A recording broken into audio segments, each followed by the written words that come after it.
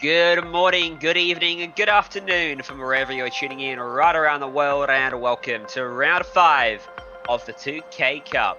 We've arrived at the Roval for today's event, a tight and twisty infield section that's accompanied by what will be a massive slipstreaming fest when they arrive on the oval sections of the track. It's been a fantastic inaugural season so far, with race winners to date, including Shane Van Gisbergen, Liam Lawson, and Matthew Payne.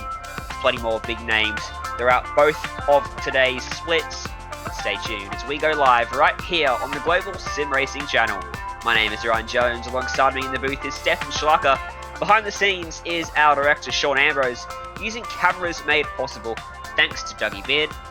And let's dive in and take a look at this Charlotte Motor Speedway road course with our GSRC track guide.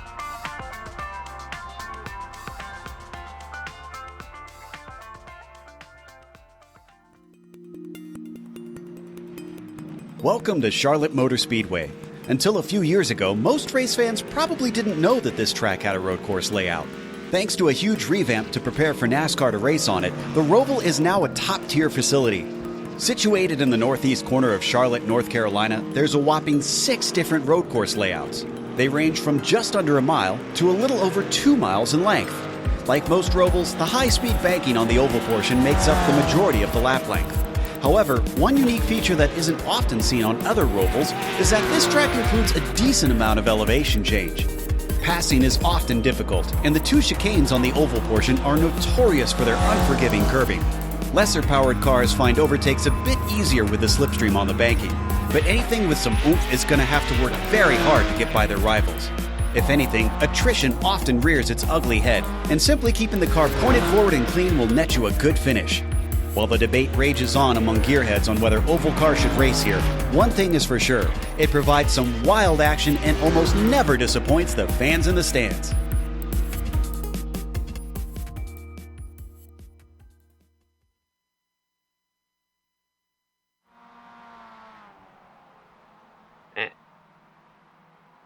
Dark skies overhead here at Charlotte Motor Speedway. Going to make it a very cold and grippy track, one would expect, but what can you expect from this track, Stefan?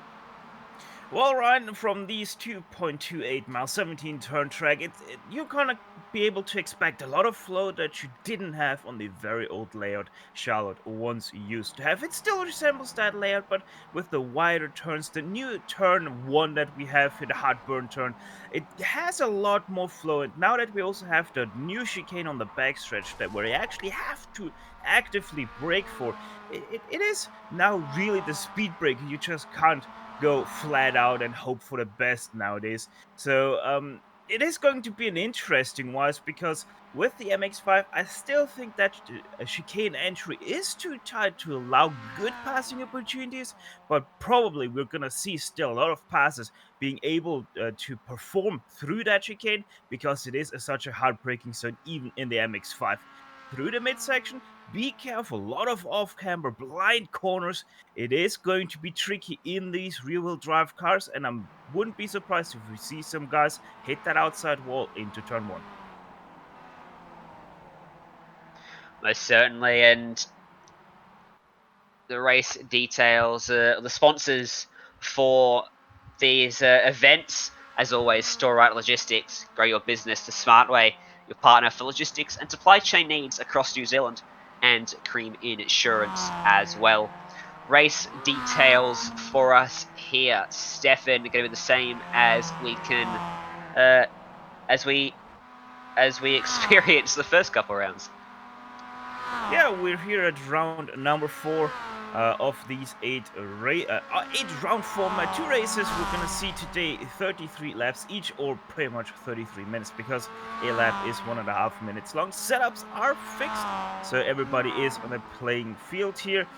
Incident cap, we do have one that's set at 30x, and you get immediately disqualified. We have seen it a few times in Summit Point. Would be expect to see that here because we do have those walls to protect from those nasty off tracks. And then also, very interestingly, top 10 for all races will be inverted, so pole is gonna start in 10th place. Yeah, certainly that's one of the biggest talking points of these races.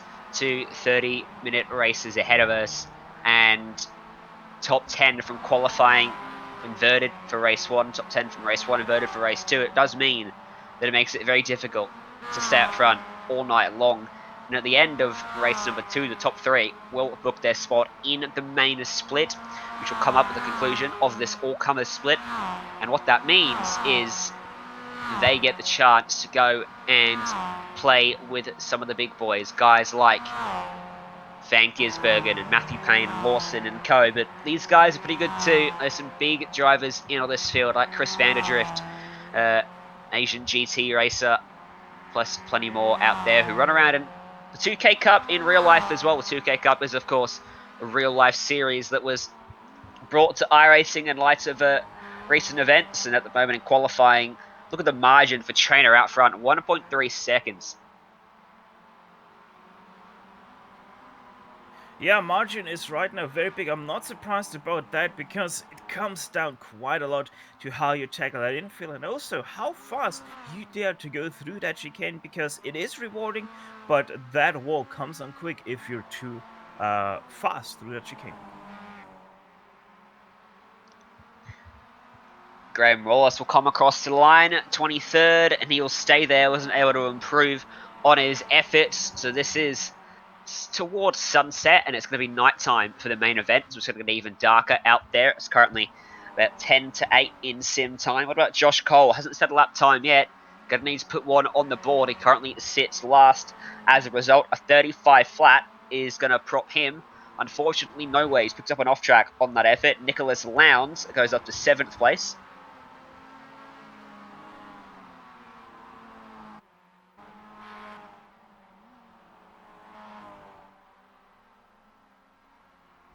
And Conrad Ware through the last chicane, bouncing it up and over the curbs of 1:42.3.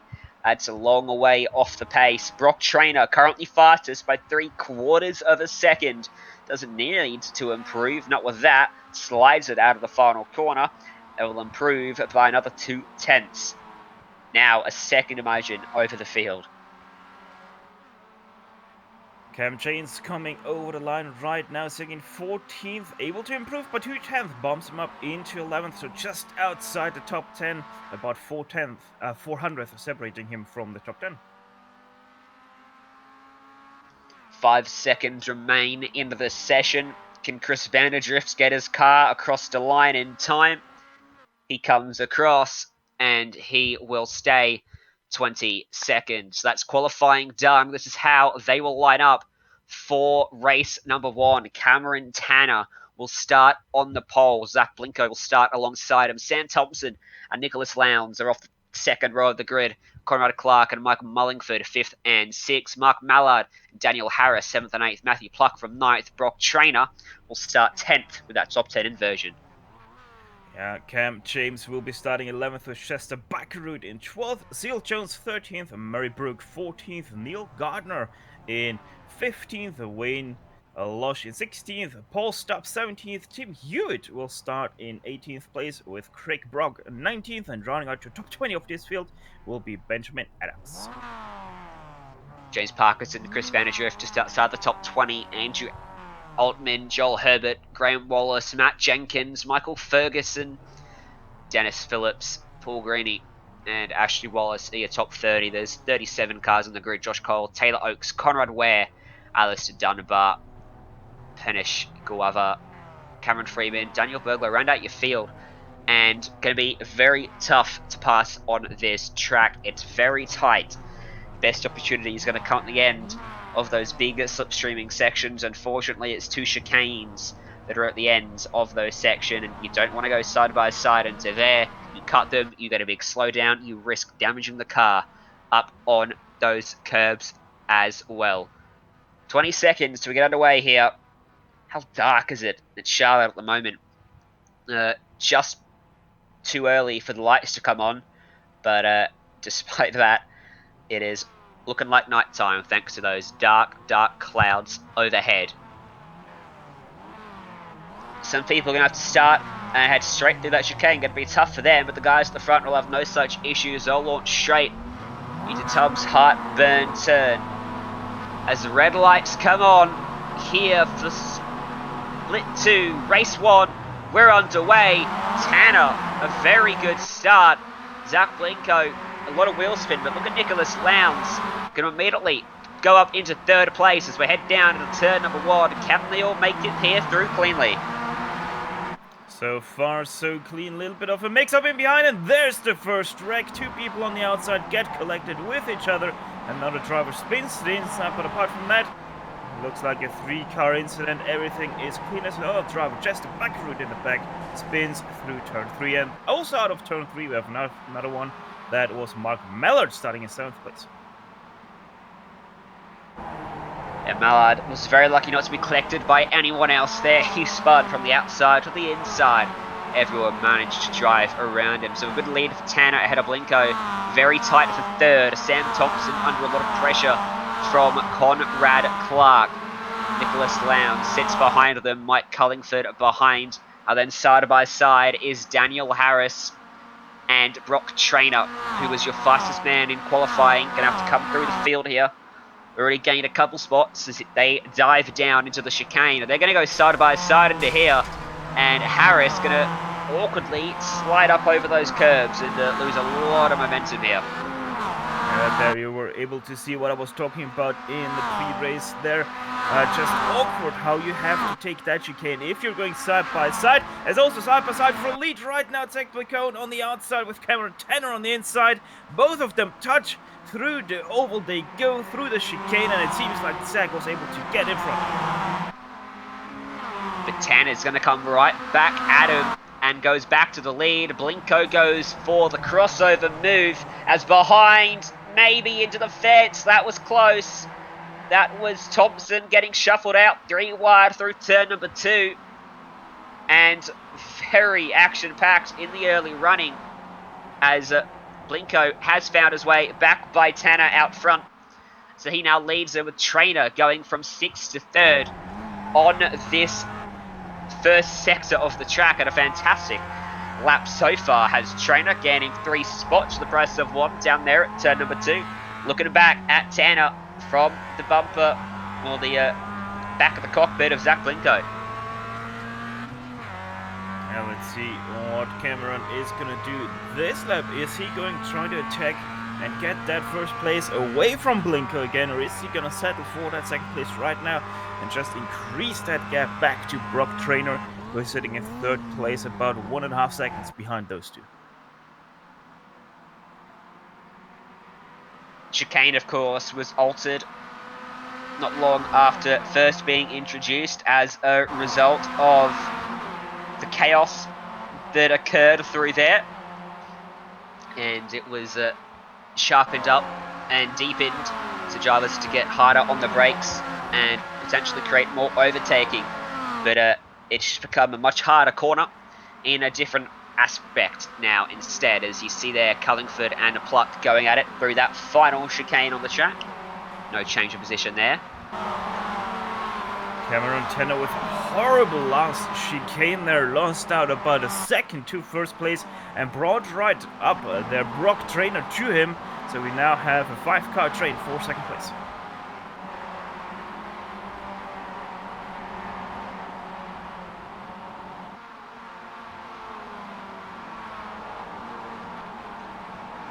As these guys make their way into the middle section of the track, the elevation change on this track isn't to be understated. It rises up over the crest as you dive to the right and then back down to the left, up onto the banking there.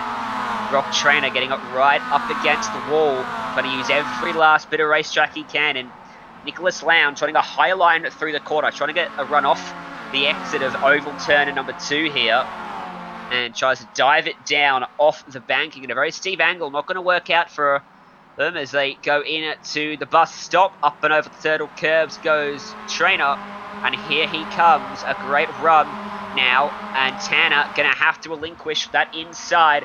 If he stays there, he's going to have the run into the last chicane, but the speed for Trainer is so powerful, and he goes by and now up into second. Look at that chicane from Trainer, how much he's gaining through that. That was about 6/10 he gained just through those 2 turns, and now he's only 6/10 back from Tsanglicosa. Wouldn't be surprised if Brock Trainer will be able to do something next lap around. On board with Brock Trainer then as he closes to the back of Zach Blinko through turn number 4, and now right behind him. The lights come on for these drivers as it ticks over to 7 minutes past 8 in sim time. The lights come on around the track as they'll bring it up onto the oval here, and Trainer to be tucked right up under the slipstream as they Nicholas Lowndes hit the wall. Now he also gets collected by Conrad Clark. He gets shoved into the wall a second time. That's a lot of damage to his car now, as he has to settle for 5th place as Clark takes over. Quick replay coming up on screen of this incident for Lowndes, and getting hit there up into the fence, and now losing time as a result, as in live pictures Brock Trainer's going to go by Zach Blinko and take that lead away with a great move set up through the bus stop chicane. Behind as well, a move for Conrad Clark getting by Cameron Tanner after that contact with Lowndes.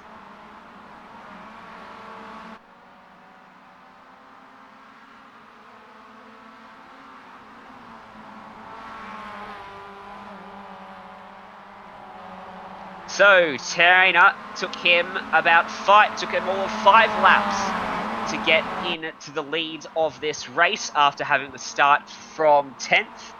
There's now further back. Battles resume for 5th place. Lowndes trying to find some time back after the contact that dropped them down. Now behind Matthew Pluck. Look at that front left, looking a lot worse for wear than it did at the start of this one. It also seems like Lowndes is struggling a little bit right now with his damaged car, as he lost that position just through turn 1, a little bit too deep on the brakes, and then just couldn't turn it in. And Clark said thank you very much and took away that position through turn 2. And now he has to already defend against Sam Thompson, who is sitting in 8th place, with Lowndes now in 7th. Up in a P3. Cameron Tanner going to go by Conrad Clark round the outside into the bus stop chicane. Doesn't work out, and Tanner has to go straight through it. Going to get a slow down for that. Going to cost himself a few positions here. Matthew Pluck might go by, and depending on how harsh that penalty is. So he rides it around the top and gets it cleared and brings it back down to the inside. That's the easiest way to clear those slowdowns when you're running the road course here at Charlotte. Is just go around the top side. Off the banking is in front of him. Conrad Clark makes a mistake. Now he too going to get one of those slowdowns. Oh, misshift as well from him into turn 1. He's going to spin around right in front of Tanner, who is still pushing him hard into the wall. Upside down he goes. Gets the full Aussie experience there.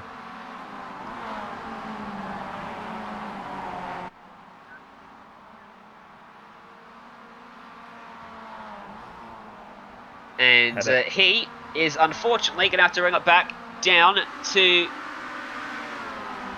pit lane, and he will unfortunately have to relinquish himself to a much lower starting spot for race number 2. The inversion not going to help him for the race that counts, where the top 3 will make it into the main race afterwards.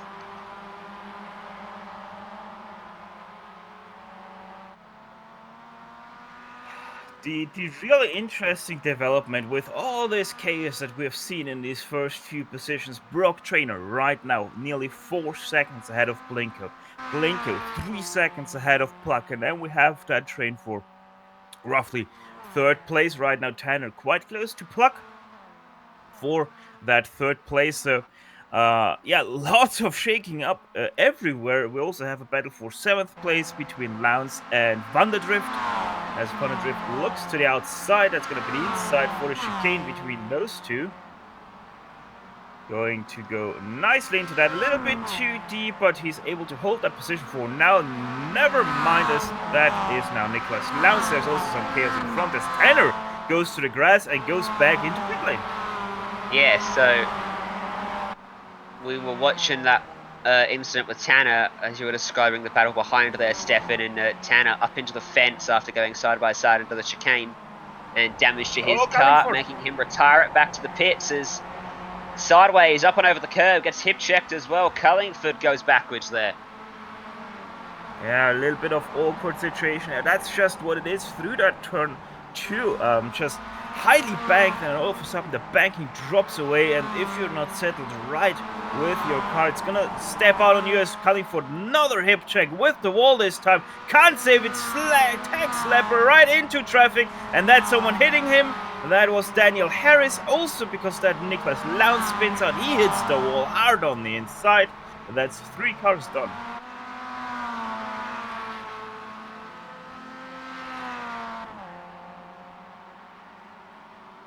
Chris Vanderdrift then up here in 6th place. Got Wayne Losh right behind him as he gets it up on 2 tyres and had to backpedal that to really avoid the fence there. And he should be well clear of Losh, sorry. Down through 3 and 4. What have you seen, Stefan? Murray Brook with a little bit of a mistake through the chicane. Actually, no, he had to go around the lap car. That was a little bit of a miscommunication. He had to go surfing onto the inside curbs of the chicane, and because of that, hit the lap car. So that's now a little bit of damage to the 14th place car of Murray Brooks. That's not going to help it in this race.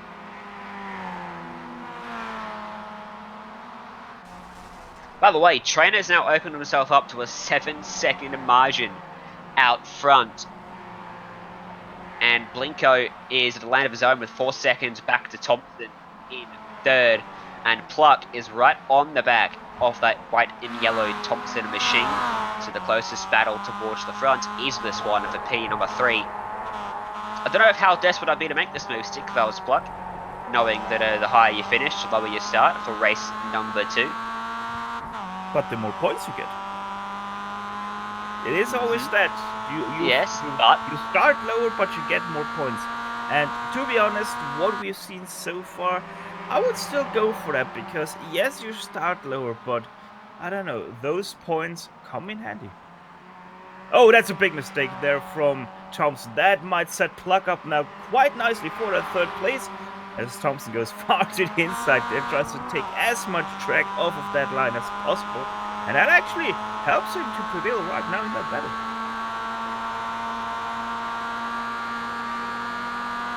still tucked right up in and behind in the slipstream, down into that last 2 corners on the track. Pluck over the curb, gets a good run, gets to the inside of Thompson, across the start finish stripe. They'll run wheel to wheel down at a heartburn turn, and Pluck takes it away very nicely. Thompson gave him plenty of room, and Pluck up into P3. You're going to have to watch out for the laps car coming out of pit road on the left-hand side of there. That's Joel Herbert. He stays high and dry and out of the way. Also through turn 1, P6, so shortly a position switch with Paul Stubbs able to brake later than Dennis Phillips, but Phillips prevailed yet again for that battle in 6th place, so no change back there.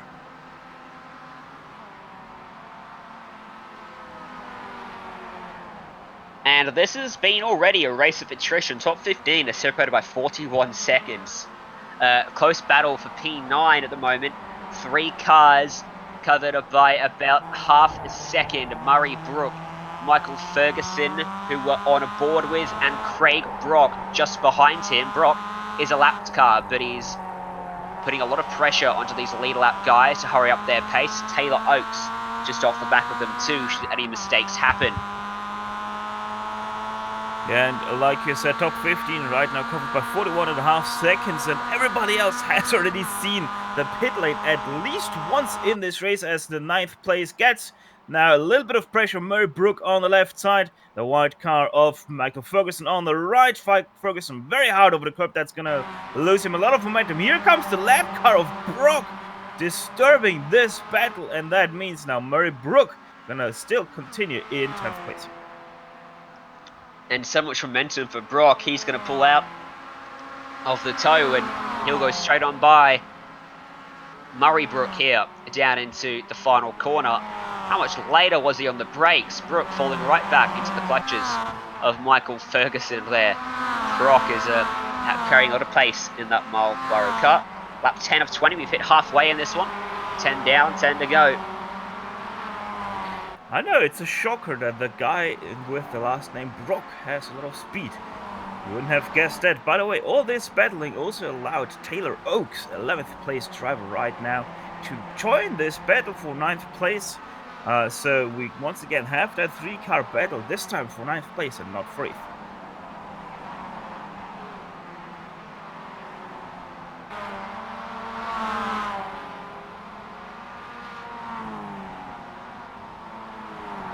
Taylor Oakes is closed up to this battle indeed and is right up behind him. Might be the fastest of the 3 here. On board with Oakes in the Texan Spitstye car, MX5. As we ride through the banking at 110 miles an hour. Not quite up towards it, almost 200 miles an hour. The NASCAR head through there. When they come a-rocking at Charlotte. Through the curves. Look at Ferguson close up to Brook. But look at Oakes close up to both of them. How smooth he was through there. Kept it off the big turtle curbs, as they call it in America, on the inside of the apexes, and drove around there and through there very smoothly indeed. If you do hit those curbs too often, you are likely and liable to damage your car as well. So not just pace, but also durability. The reason you don't want to touch them too much.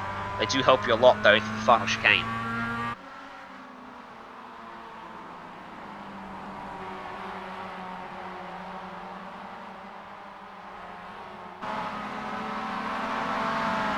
Yeah, right now this is also the closest battle that we have throughout this field, so nothing really we can look at right now other than these guys, as also Andrew Altman now makes a pit stop. That leaves only 14 drivers that have yet to make a pit stop because of damage reasons. So yeah, attrition extremely high right now. Maybe a few people are tired right now because of the starting time. But yeah, it also is Charlotte. Let's be honest with that. It's Charlotte. Charlotte has always an attrition-filled race, and proves once again why this is a Roval that you really have to practice driving. Yeah, I think Brock's trying to put a lot of practice into it, because look at the lead he has, 15 seconds, and I don't think tiredness for starting time's an issue, Stefan. Don't forget, we're in New Zealand, or well, they're in New Zealand, most of these drivers, and it's only 6:40 in the evening for those guys, so it's a nice Beautiful time we go sim racing. Not like you in Austria, where it's like midnight for you at the moment. No, it's 8:40 right now AM. Back into P17 is where Nicholas Lowndes has fallen to, and under a lot of pressure from Chris Vanderdrift, who has fallen away from the pace shown in the first race we broadcasted of this a few weeks ago. Will pull out of the tow. The car moving around for him as he tries to hold it a lane above the inside. Doesn't go for the late brake maneuver down into the final couple of corners. Lowndes will fend him off with 8-9 laps to go now for these drivers down into turn number 1. Only a few good passing opportunities on this track. That is one of them. And, well, there's not really that many other opportunities, is there? You can get it done into some of the chicanes. It is always a bit risky, and you're often hoping you completely clear them in the braking zone, or they allow you to go through, because you don't want to go side by side too often through those chicanes. And this midfield section is, or the infield section even, is so twisty and flowing that there's not many braking areas to go up the inside.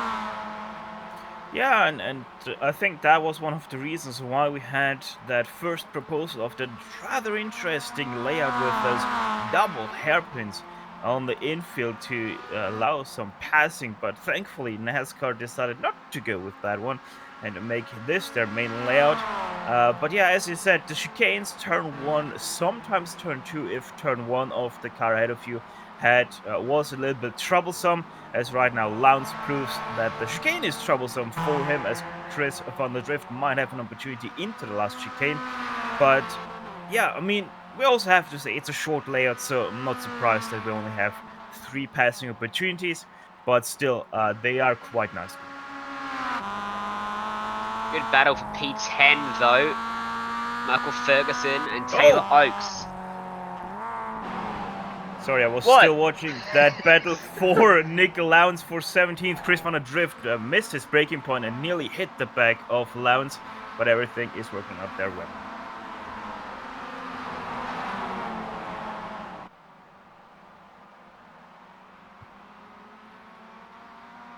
Look at Sam Thompson diving up the inside, both of them having to cut the chicane.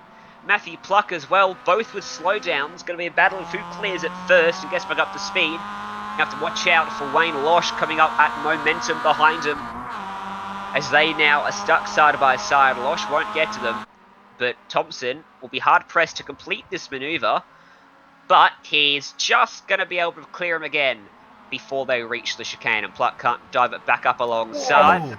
But those are the dangers of running side by side through the chicane. You often end up with someone cutting it, and Pluck absolutely launched it over the curbs through the last corner there. That probably did a bit of damage to his car.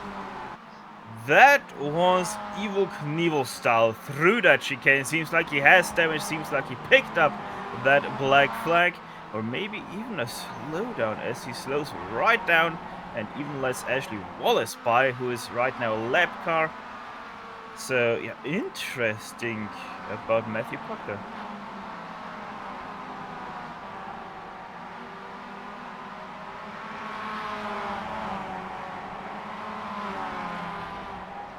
"19 seconds from first to second, 23 seconds from first to third, and fourth place just behind Thompson. Top 10 covered by 49 seconds right now. Just 21 of those seconds covering second to 10th is how much Trainer has managed to pull out. That's Blinko getting a little bit intimate with the fence on the entry to the bus stop chicane. Just giving a little bit of a nudge on entry on the outside. He tries to maximize through the corner, but he's all by himself. It's a battle behind him between Thompson and Losh that is really the one to watch in the first half a dozen spots. They're separated by about 7th place, but Phillips and Stubbs, what about these guys battling away for 6th place? Just outside the top 5. Stubbs has got to his inside. The oval turn at 3 and a 4. Can Phillips go for the big lunge back at the final corner? No, he can't. And so Stubbs puts himself up into 6th. By the way, we only have 7.25 minutes left to go in this first race of the night, and it seems like most definitely that these guys are still quite heated up. Stubbs now taking away that 6th place from Phillips, but I wouldn't be surprised if Phillips has an answer for him in this lap. Just 6 laps to go there, as clipping the grass was Phillips out of turn number 3, and that's going to cost him a bit of time and momentum, and Stubbs will pull away a little bit more.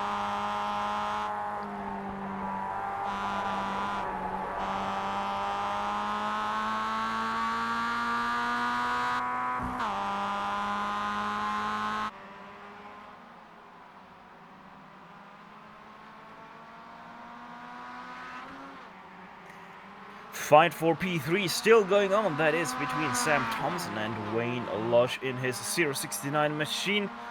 Losh right now sitting a little bit far behind, 5/10 separating those two, and Plug also falling a little bit on the wayside, or a second back on Losh.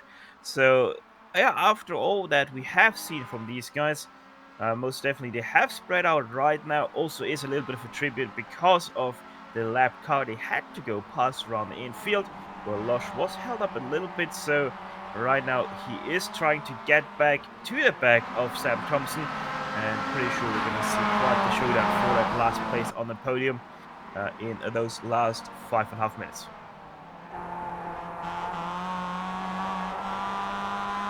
On a board with Taylor Oakes still tucked up behind the taillights of Michael Ferguson in the battle for the final spot inside the top 10. Remember, whoever finishes 10th will be on pole for race 2 in the box seat to transfer into the main event later on this evening, with that star-studded lineup for the main event grid, as Ferguson really getting held up by Brooke, who's right in front of him for 9th place, and that allows Oakes to dive on by, and now suddenly Ferguson's going to have to start from 11th instead of 1st, unless he can close back up. This battle is Brooke, Oakes, Ferguson and Freeman, 4 cars all battling for the front row of the grid for race number 2. Yeah, so also some action expected from these guys, as Brooke is very slow with his damage right now. Look at Taylor Oakes, goes to the outside, does this little dummy? No, he goes to the outside. Doesn't keep Brooke close either, so they're both going to have a nice entry into this chicane. Taylor Oakes has to be careful. Also behind, Ferguson has to be careful, because Brooke really slows down Ferguson, nearly runs into the back of him. That's going to slow him down. Freeman maybe with a chance to pass here, as he goes every inch down on the apron there. Let's see, that is going to be the shorter line for him, with now Ferguson on the outside, but Ferguson has a little bit of a slide off the banking, so that transition wasn't the best for him, and he loses 11th place there to Freeman.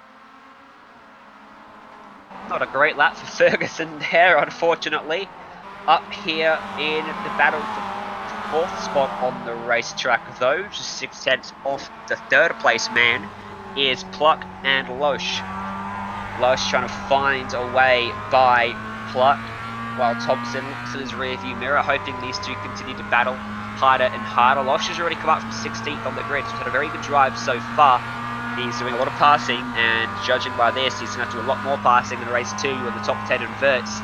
And he'll sweep on by on the run out of turn number 2, the oval turn 2. Easy work for him, but he slightly overcooked it into the bus stop chicane. Just manages to fend off Pluck on the exit. Only 2 laps to go now, and they come across the stripe. It's a weird situation for these guys, because Pluck is the faster car of these 3, and he only can make his passes through the infield because he has too much damage to keep up with these guys in a straight line.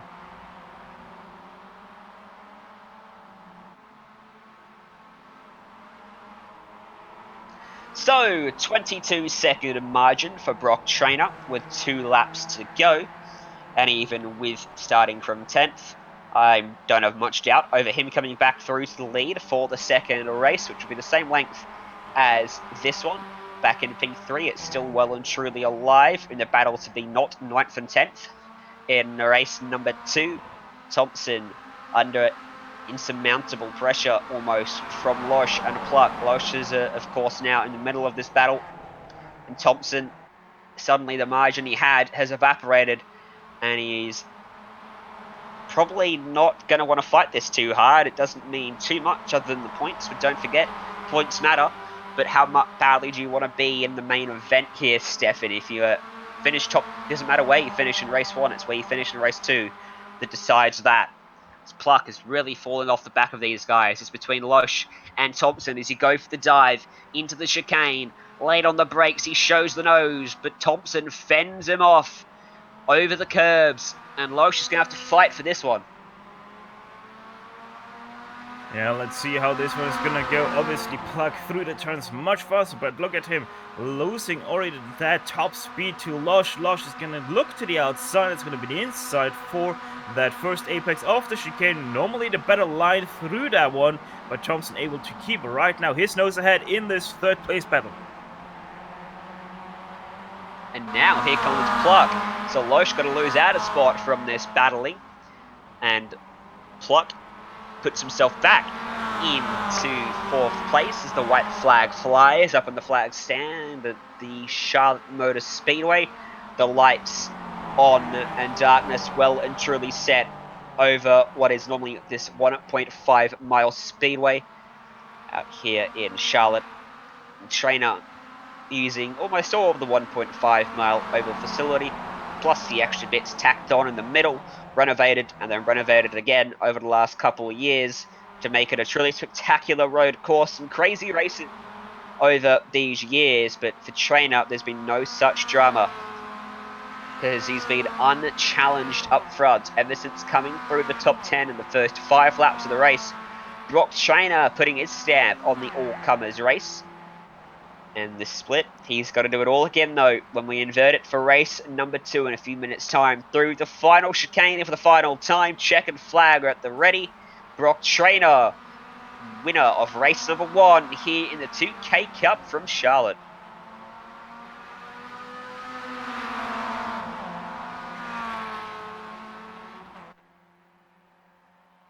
Zach Blinko is going to be home in a comfortable 2nd place as well. It's just behind him. Look at this battle between Pluck and Loesch.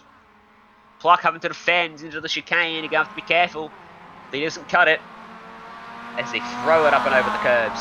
And the battle for P3 won by Thompson. Pluck coming across 4th. They had Loesch in 5th. And around goes Brook in the battle for the final spots inside the top 10. And careful that rejoin. And he just manages to avoid being collected by the others as that erupted, and the P10 spot currently occupied by Michael Ferguson. Provisional pole for race 2. Can Freeman get there? Through the final chicane, Ferguson throws it over the curbs. Freeman lunges, but he can't get there. Ferguson's on pole for race 2. Brook had it, and suddenly he didn't. We'll see if we can get a replay up of that through the bus stop to see what unfolded between them, because I dare say Brook can be very unhappy at losing out on a potential pole. And this is heading through 1 and 2 of the NASCAR layout. And we'll get it up in just a moment. Here it is, Freeman to the outside. Not enough room given between them as the wall shuts out and Brook turned into the fence. What's your take on that, Stefan? Yeah, most definitely quite an awkward situation between those two, I'm not gonna lie, but yeah, I don't know. It seems like the 19 really wasn't expecting him to go that early to the outside, so I would say ultimately a racing incident between those two. Probably the case, but nonetheless, it means that Freeman snags a pole, Ferguson snags 2nd, Trainer will start from 10th. So the order will shake up again in 4.5 minutes time, ready for race number 2 of the 2K Cup. Here on the Global SimRacing Channel, we'll go to a very quick break. When we come back, the start of the race that counts, the main race here for the all-comers, race number 2.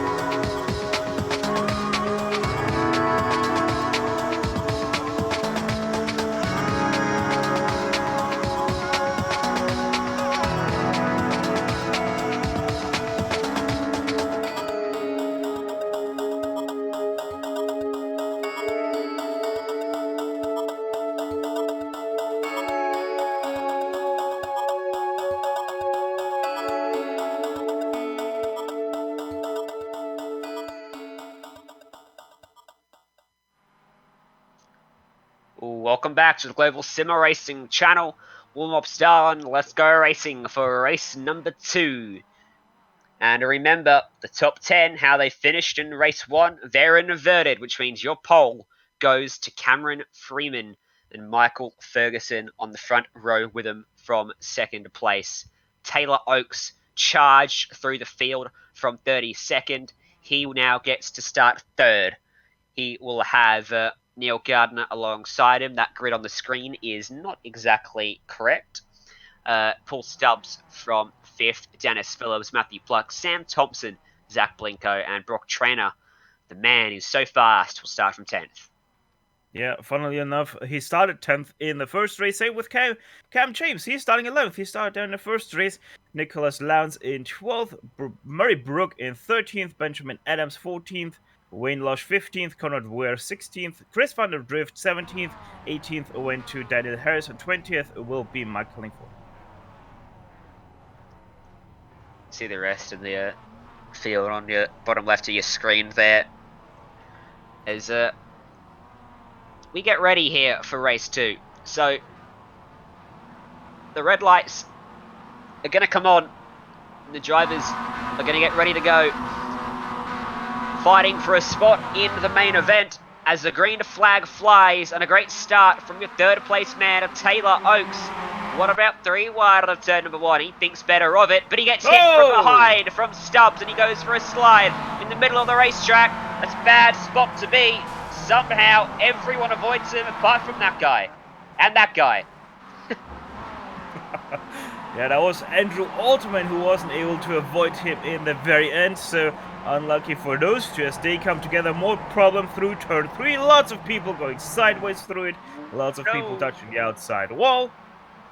Oh no, Trainer's one of the drivers involved at turn 3, and he's got big amount of damage to his front left, and that's a big shame if he can't climb back up inside the top 3 spots. It looks like he might have race-ending damage. He's very slow now, and big shame for him. His end of the fence, and up and over, a corkscrew there for Sam Thompson through the oval section. Big crash for him. He comes to a rest down against the inside fence.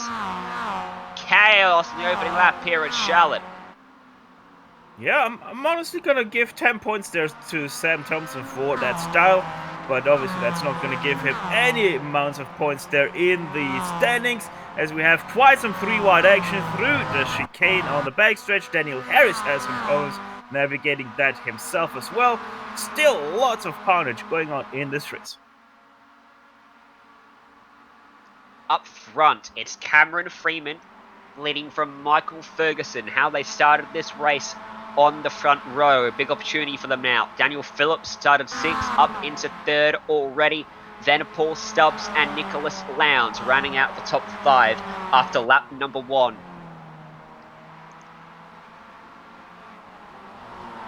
No foxing going to go on in race 2 because there's no inversion. This is it for the all-comers. Don't forget, if you're just tuning in, the main event will be just after this with a star-studded lineup. And the battling in that over the last couple of weeks has been phenomenal as Lowndes goes by Paul D. Stubbs, using a bit of the curve for assistance to get it slowed down and turned in, and puts himself up into 4th now. Also, quick information, the winner of the first race, Brock Trainer, he's probably not going to win this one because he just exited pit lane sitting in 23rd. Had to take his fast repair, and he is once again out in racing.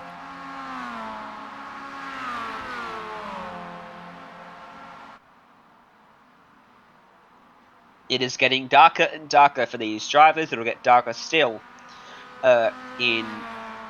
Oh, no! Paul Stubbs! Whoa! Hard left and hard into the fence. Sending smoke signals there as he does the flick spin.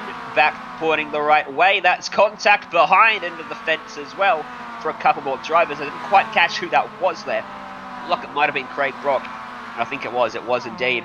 Sporting a very iconic looking livery. Is it him? It is him. It is him. Yeah, it is an iconic livery that he is running, albeit without the restricted branding on it.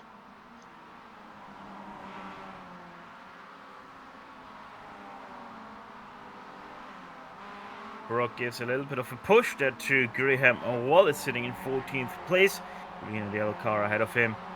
A 6:03 machine as the car exited pit lane. That is Andrew Altman right now, sitting in 30th place. He is gonna give quite a space to these guys.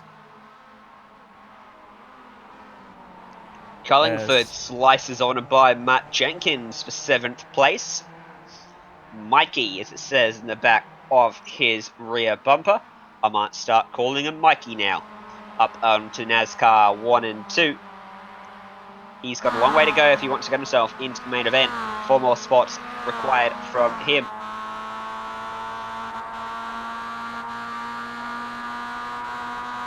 Jenkins versus Jones. It is going to be into the backstretch chicane. Jones on the inside in this black MX5 livery. He has to settle right now for that 9th place because that was an awkward angle.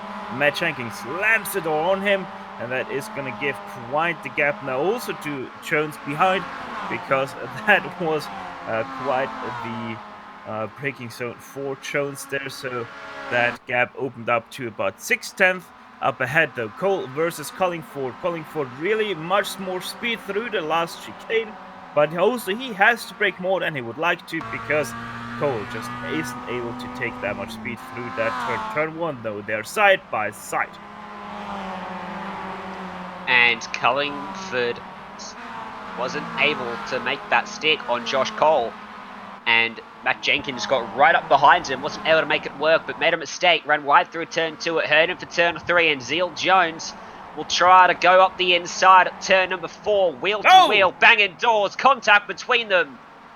Jones keeps it straight.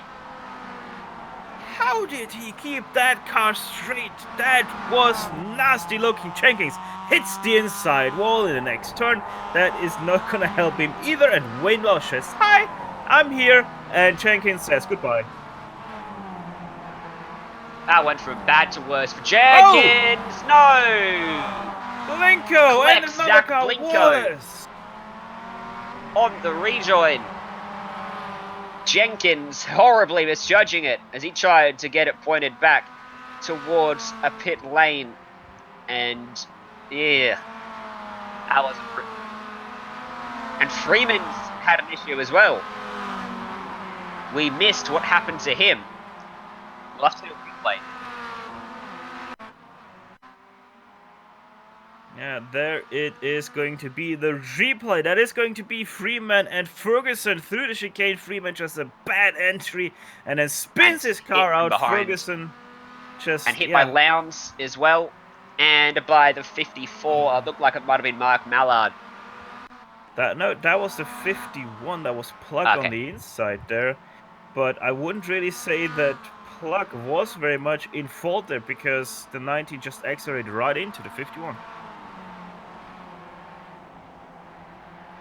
So, Michael Ferguson now leads this race from Phillips, Pluck, Cole, Collingford, Lowndes back to 7th after getting involved in Freeman's spin. And Ferguson holds 3 margin back to Phillips and Pluck. Pretty close from Phillips on backwards, just 1.2 seconds between him and the 6th place man, Jones, who's actually 2 seconds behind him, but still very, very close. You get the point.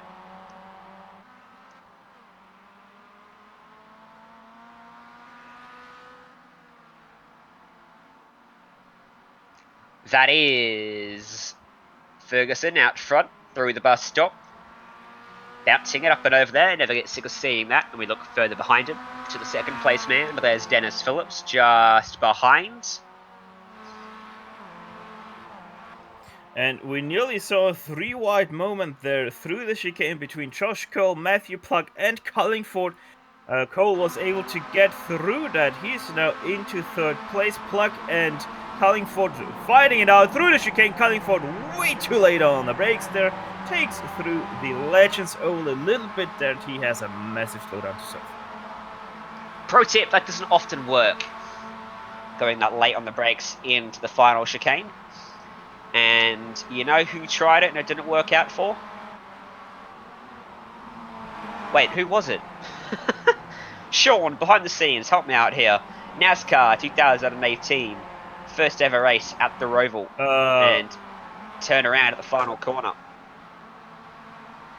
Was it William Byron? I think it was Byron, yeah. I know Blaney won it, but the top two both wrecked at the final corner.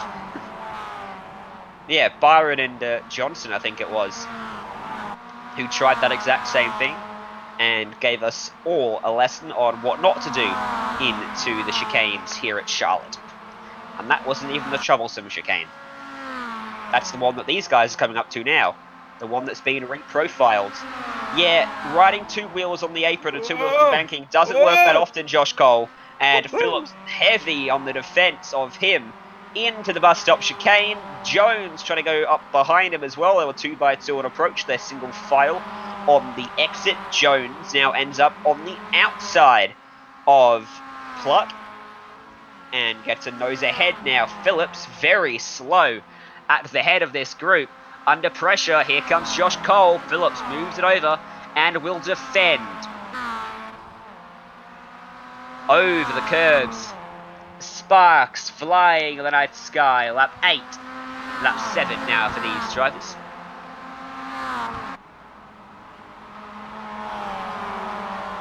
Yeah, right behind them, that's also the battle for P8. Nicholas Lowndes in the 888 machine versus Wayne Losh, that is, sitting in 9th place. Dark blue versus light blue cars, quite easily distinguishable. That yellow car ahead of them, white and yellow car ahead of them, Chester Baccarus, he is a lap down on them, so he's right now splitting those two drivers from 7th and 6th place. While Mike Cullingford is starting to close up onto the battle for 2nd place, which is once again red hot.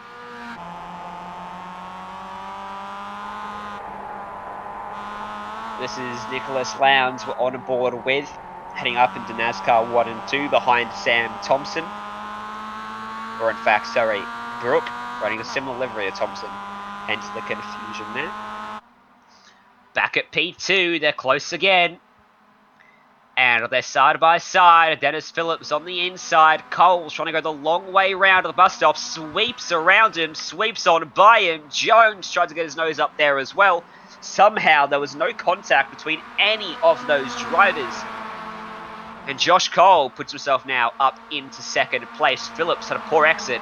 And watch out for Zeal Jones with the run to move to the inside for turn 16 and 17, trying to defend, but Jones forces the issue up the inside, misses the corner, forces Phillips to cut the chicane. Jones is slow now as well, and Murray Brooke capitalises. Pluck will go by. Phillips gets past Cullingford and gives him a shot through turn number 1. Cullingford into 3rd, but will it last for long? Well, that was an interesting few corners there for Cullingford. Goes from 6th into 3rd place. Pluck gets a hip check there from Phillips. He goes sideways through turn 3. Phillips comes back with the momentum, and Pluck still continues in 5th place. This battle suddenly erupted, didn't it? Look how many cars are involved in this group. Going all the way back to Harris in 10th place almost. All over the back of Phillips is Matthew Pluck, sorry. Wasn't able to get up the inside, and that look that he tried going to cost him a spot to Murray Brooke, who goes on by. There's a lapped car right in front of Zeal Jones. That's Chester Baccarus getting in the way of him and going to help him along, though, because on the outside, Matthew Pluck could not defend the two-car tandem down low. Jones gets into the back of the lapped car. 3 wide on the entry, and around goes Pluck, and around behind goes 2 more cars as well. Nicholas Lowndes and Daniel Harris both got turned. Lowndes got it pointed the right way very quickly. But we'll get a replay of this, Stefan. This was crazy. Yeah, quite honestly, I have no idea what Baccarus was doing in this fight. He was even holding Zeal very tight there through that backstretch, so I would quite honestly put quite the blame there on Baccarus. I normally don't do that, but yeah, he's a lapped car inside of that pack there. I don't know. Just, yeah, very weird interaction for everybody. I think lapped cars do need to sometimes make sure they are not hampering any lead lap battles, especially those big battles like that. Just get out of the way, because things like that happen. I would probably have to say the laps car might have been able to do a little bit more in that situation to avail that. We'll go up to P2 though. Cole and Cullingford, just half a second between them. As long as they don't come to blows, they'll both book a spot in the main event alongside guys like Liam Lawson, James Anderson. Sorry, Anderson, I know you're watching. But James won round 2 when we first broadcasted it, and suddenly found himself buried in the pack for round 3 when all the pros came along. But he's still way up there into the championship. Might even be close to leading it. Further back here is Brooke and Phillips for 4th place. These guys don't have a spot in the main event. They need some issues to happen in front, and they're battling to be the first man to capitalise. Yeah, I just want to give a quick shout out meanwhile to Brock Trainer sitting in 9th place, trying to attack 8th place, actually side by side with him now, as he actually moves up now to 8th place. There we have it on screen. Look at this guy, comes from 23rd after his first pit stop up to 8th place. What a recovery drive.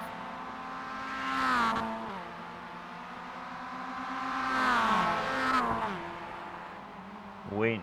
Losh not too far ahead of Brock Trainer as well. It is the light blue car ahead of him, so might even get up to 7th place in just a short time.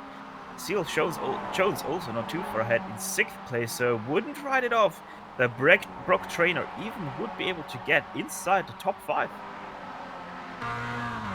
This is Brock Trainer that you're watching and on board with now, as he moves up the inside of Wayne Losh and puts himself up into P7 now. Zeal Jones is the next one on his hit list. Did a fantastic job after that early incident to fight its way back up to the field. Up here in P2, here comes Cullingford with the momentum to the inside of Josh Cole, side by side into the chicane. And Cullingford does well not to slide into the side of Cole there. That room was quickly closing down as they take every bit of available racetrack on the exit of the corner. And he's got the momentum again. He arcs up the banking, trying to generate a run, coming off the corner. Can he do it? Can he get it? Yes, he does. Does Cole defend? He doesn't.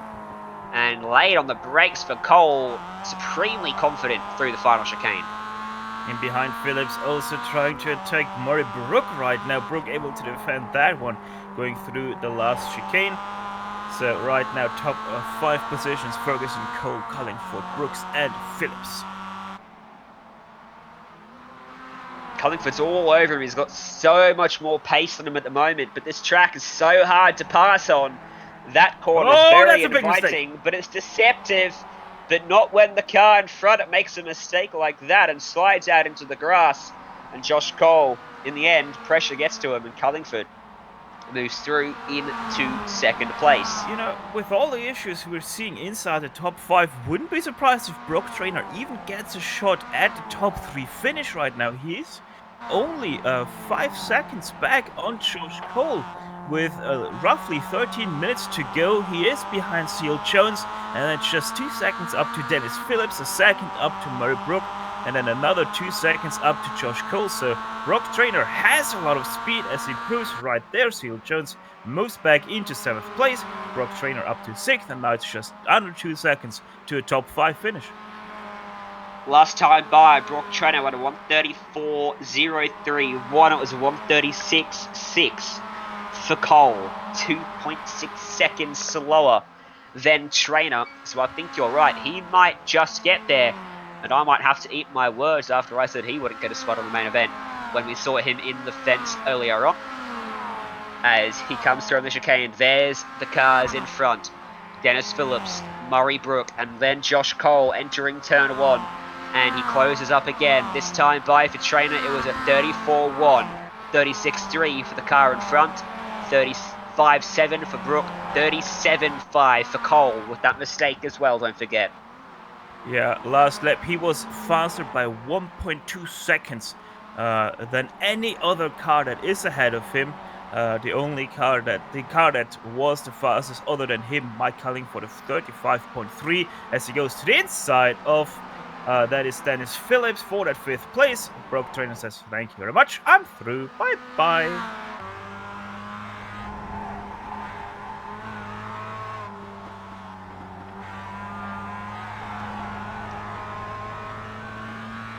I wonder if Trainer could actually win this race.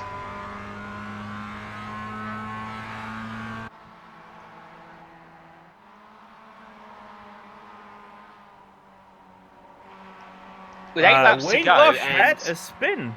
He actually had a spin going through the right-hander after that's turn 4. Just clipped the turtle curbs there way too much, spun him out. That because of that, he lost what 3-4 positions. There we go onto the replay. There you can see just way too much turtle curbs there. And I mean, he nearly came out the other side cleanly, just clipped the grass ever so slightly with his left rear tire, and that's why he spun out.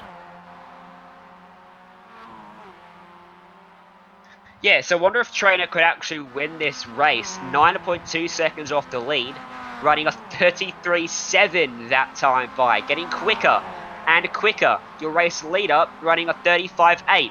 2 seconds a lap quicker with 7 laps remaining. He's going to get there if he keeps this up. He's got to get by Murray Brook now as he hangs it out wide and cuts it back in shallow for the run towards the little uphill, little dink in the track over the curb, and then the rise up to the right hand side. A tricky corner as the car really washes out to the left. You got to slow it down a lot more than you want, and then tip it in as it banks down and back up again through the left hander. Back it off early to get the run onto the banking, using a lot of angle as Trainer on the steering wheel to get it turned in. And Brook was the other car, the car closest to him in terms of pace, but still much slower as Trainer dives down to the apron, trying to cut the track as short as he can, and he's going to go by him into the bus stop chicane. P4 now for Trainer.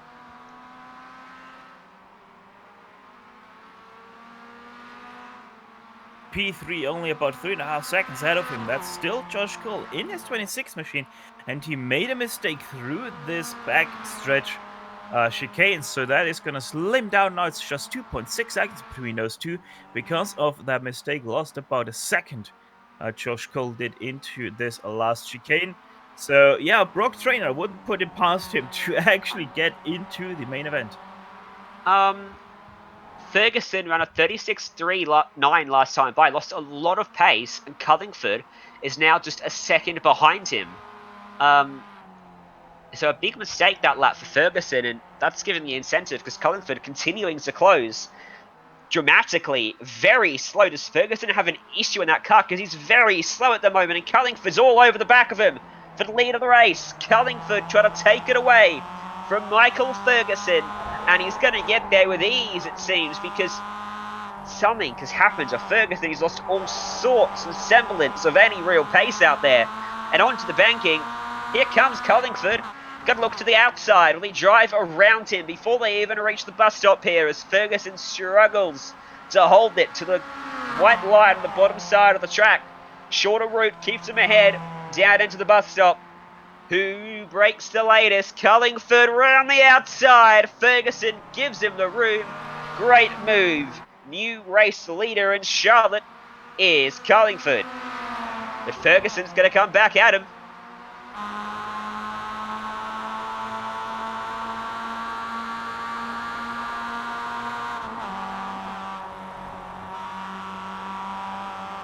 And Mikey will lead them down into the last chicane. Ferguson not able to get it back there. And I wonder, as we look back, look at this. P3, Josh Cole's got it. Wait, no, Brock Trainer's got it. Trainer back inside of the top 3. How on earth has he done that? Yeah, And if you bet money on that right now, you would be probably quite the rich man with Brock Trainer from 23rd after his pit stop. Moves up into 3rd place. He started in 10th, yes, but after first lap he had to pit, and that's why he came from 23rd into 3rd, and he is now, let's see, 4.2 seconds away from 1st place. He is about 2 seconds a lap faster. We have 6.5 minutes to go, so yeah, I wouldn't be surprised if we announce Brock Trainer the winner of this race. Yes, certainly. 5 laps to go, 9 tenths per second. Cullingford over Ferguson. Look at the lap comparison here between Trainer and Cullingford. Cullingford, now your race leader, and how much that Trainer has caught him over the last few laps. Lap 10, 2.3 seconds, 1.1, 9 tenths, just a tenth, and then 1.8 seconds. That lap 13 where he didn't gain much, that's when he was behind Wayne Brook. But every other lap, just phenomenal gains, averaging over a second a lap. And I think next race he might be guaranteed into the main event. Ferguson spins. Trainer squeaks on by him. Ferguson's got to make sure he backs it up here and doesn't accelerate away. He does accelerate, but very safely. Just too much of the curb spins him around, collected the 71, who was a laps car. Neil Gardner was the innocent victim in that one. Yeah. Just way too deep for Ferguson. Completely flew by the first apex, and that is the problem that you can have with these turtle curbs. Just, I would have honestly went for that cut there, take that slowdown and not damage your car like Ferguson did.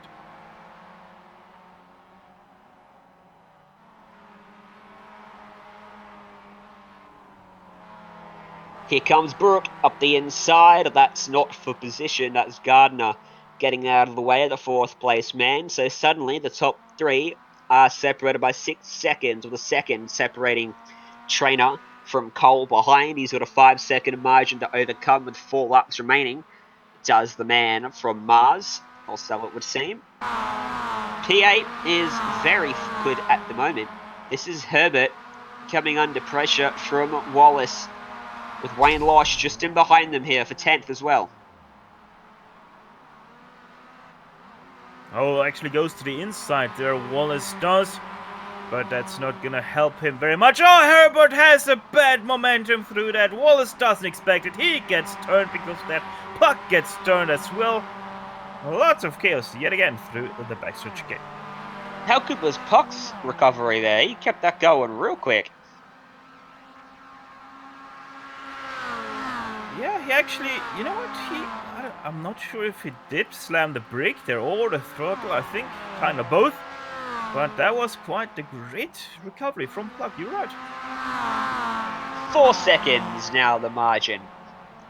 Cullingford is running 35s, Trainer's running 35s as well. His pace seems to have fallen off a little bit. Did he ever come into pit lane, Trainer? I don't think he did he? He did. He did. He did. He came in. No, there's no way. How? There's no way he came into pit lane, drove back out. No, he did. Yeah, he did that. He actually gained, what, 25 seconds, I'd imagine. The delta is here in Charlotte. So, yeah, Brock Trainer goes into pit lane from 23rd and is right now in 2nd place. He was in the lane for 32 seconds, so he gained 32 seconds back, plus the time he lost from the damage on the opening lap, which means he's gained about 40 seconds, at least, in this race on Cullingford. I thought the 22-second margin in race 1 was insane, but come on, Trainer, what have you done to that car? Because that is ridiculous. 3.3 seconds the margin. Can he get closer? I will be nothing short of disappointed if Trainer does not close this gap and win this race. Because frankly, if you're that fast, you have to win the race. You can't come second. I mean, coming from 23rd into 2nd is a win already, because you survived all the carnage that was unfolding around you. Brock Trainer most definitely was in the midst of some of this carnage. The other ridiculous thing is that this is a fixed setup, which means... Sorry, James Ferguson just got turned right in front of our leader. This is a fixed setup, so you can't adjust anything on the car. He hasn't found a magic setup that works for him. He's just that damn quick. And the gap's down to 1.6 seconds now. They'll come to the white flag here. Can he get there? Brock Trainer up against Cullingford out front. It's going to be on in the final lap for the lead of the race between the most unlikely duo of Cullingford, who started from 19th for the feature race, this main event, and Trainer, who's come from 40 seconds back. He's close enough now to get his toe in the slipstream. 1 second of the margin. They'll come through the final chicane and they will see the white flag on their screens or in their VR. No matter how they're racing, they'll see that white flag. They'll hear it from the spotter. 9/10 is under a second now as he throws it through the chicane. That's where he's really strong.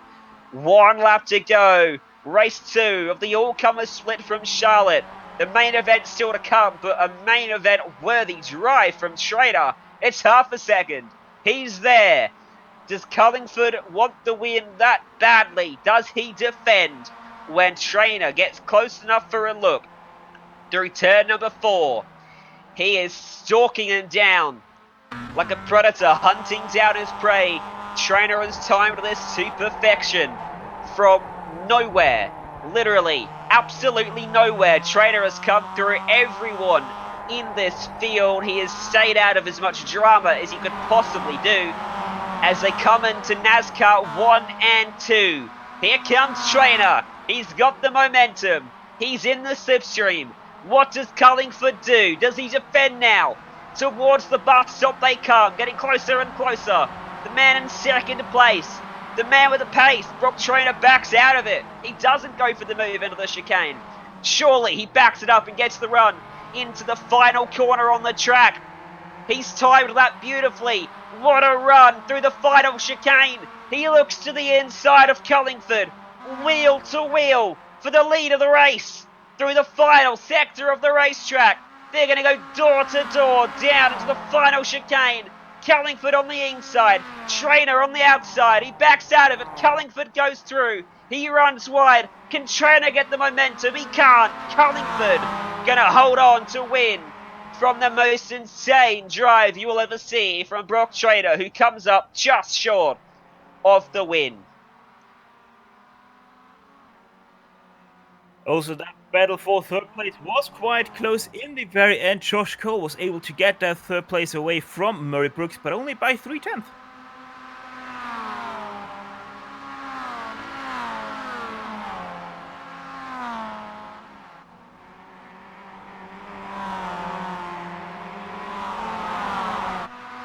And there's a battle across the line for the last spots inside of the top 10 as well, as everyone finishes off their race. So the 3 that advance to the main event will be Cullingford, Trainer and Cole. We'll quickly go through the results before we go to a break and get ourselves set for the main event. So the results then from race number 2. What a jumbled up top 5 it is. Cullingford from 19th took the win by 2/10. Even gaining 40 plus seconds over the course of the race wasn't enough for Trainer, coming 2/10 short in the end. Cole in 3rd, started 21st. Brooke in 4th, started 13th. Brock came from 25th to 5th. Phillips home in 6th, ahead of Ferguson in 7th. Herbert in 8th from 32nd. Top 10 rounded out by Wayne Losh and Nicholas Lowndes.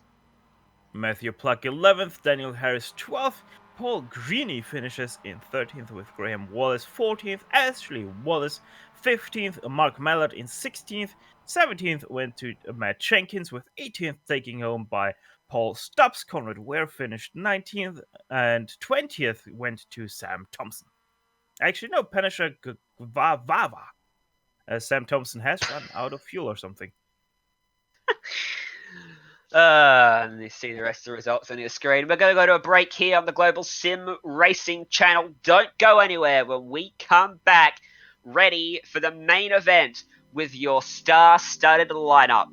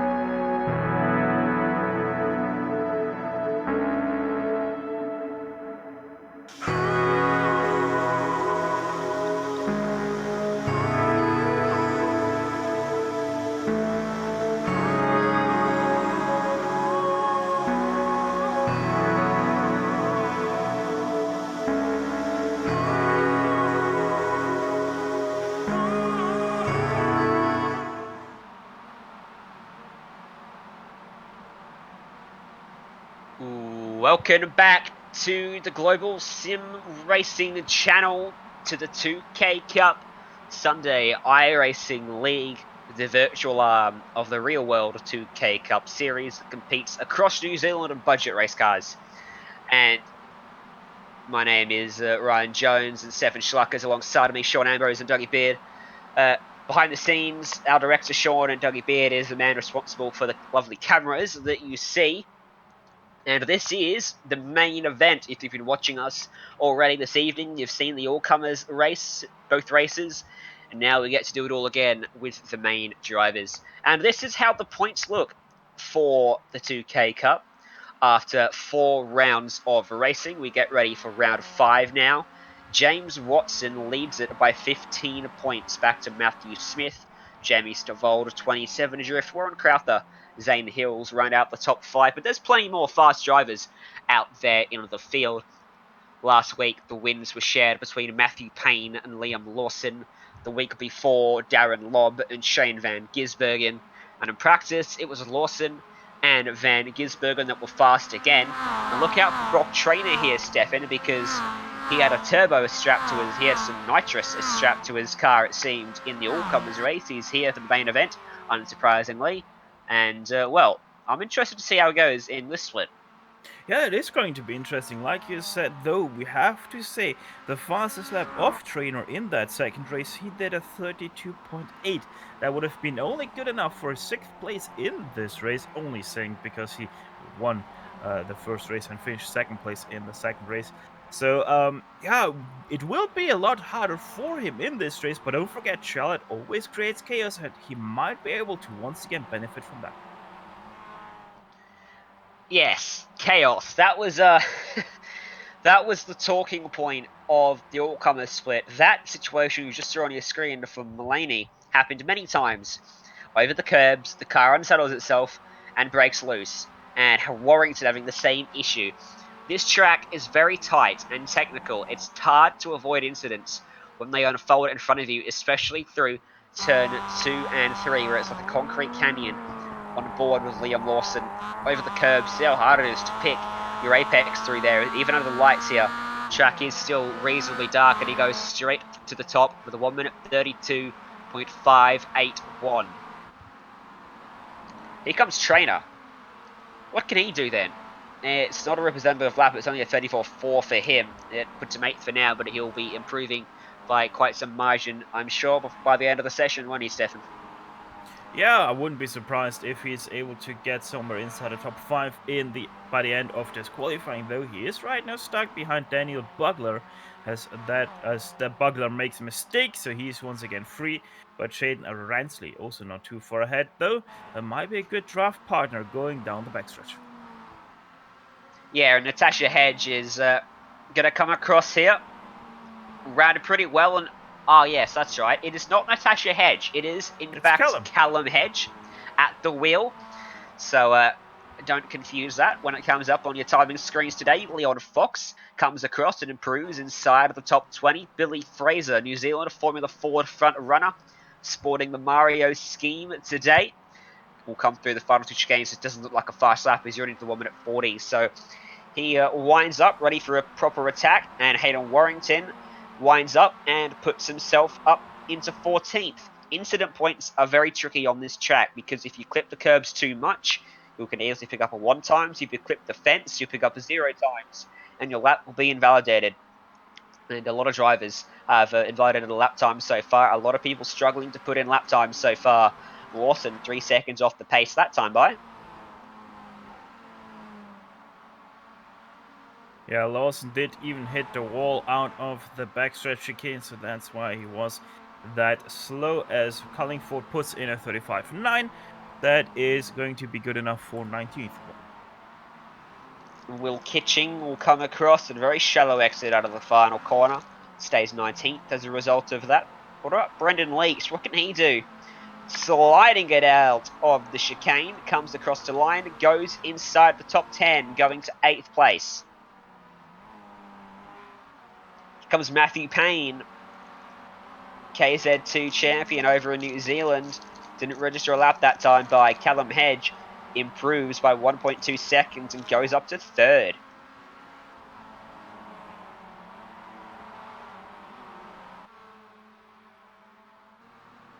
Wayne Lush coming out of the start-finish line right now. It's going to be his first representative lap. Never mind, that one didn't count.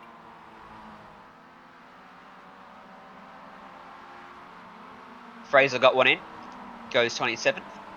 Rowan Shepherd, just for getting his lap. Ryan Wood, not Tanya Wood, comes across the line, doesn't put a lap time down. Not one that counted anyway. Decent looking car on that machine. Lawson's going to try again to improve on his best. Slides it out of there. Goes fastest again by 0.06 of a second. Yeah, where is Shane van Gisbergen right now? He is still not running. So he's picking his time. Probably he's going to do that strat again like he did last week. Just barely put it into the top 10 as Jaden Ransley puts his car into 3rd place right now. Ooh.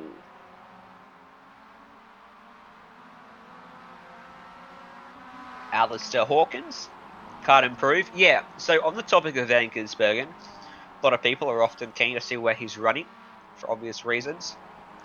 First race we picked him up, he didn't qualify.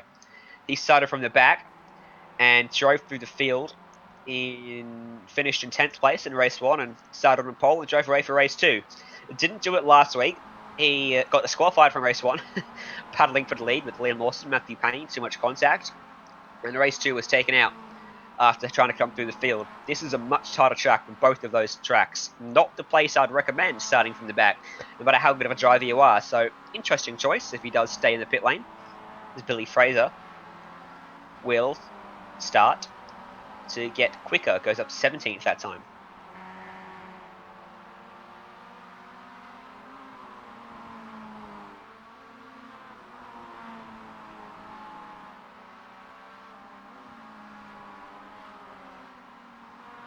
And Liam Lawson and Brock Traynor are going to come around the lap this time around. Going through the last chicane right now as Michaels spins out ahead of him. Traynor going to put in a not counted lap as Liam Lawson once again not counted.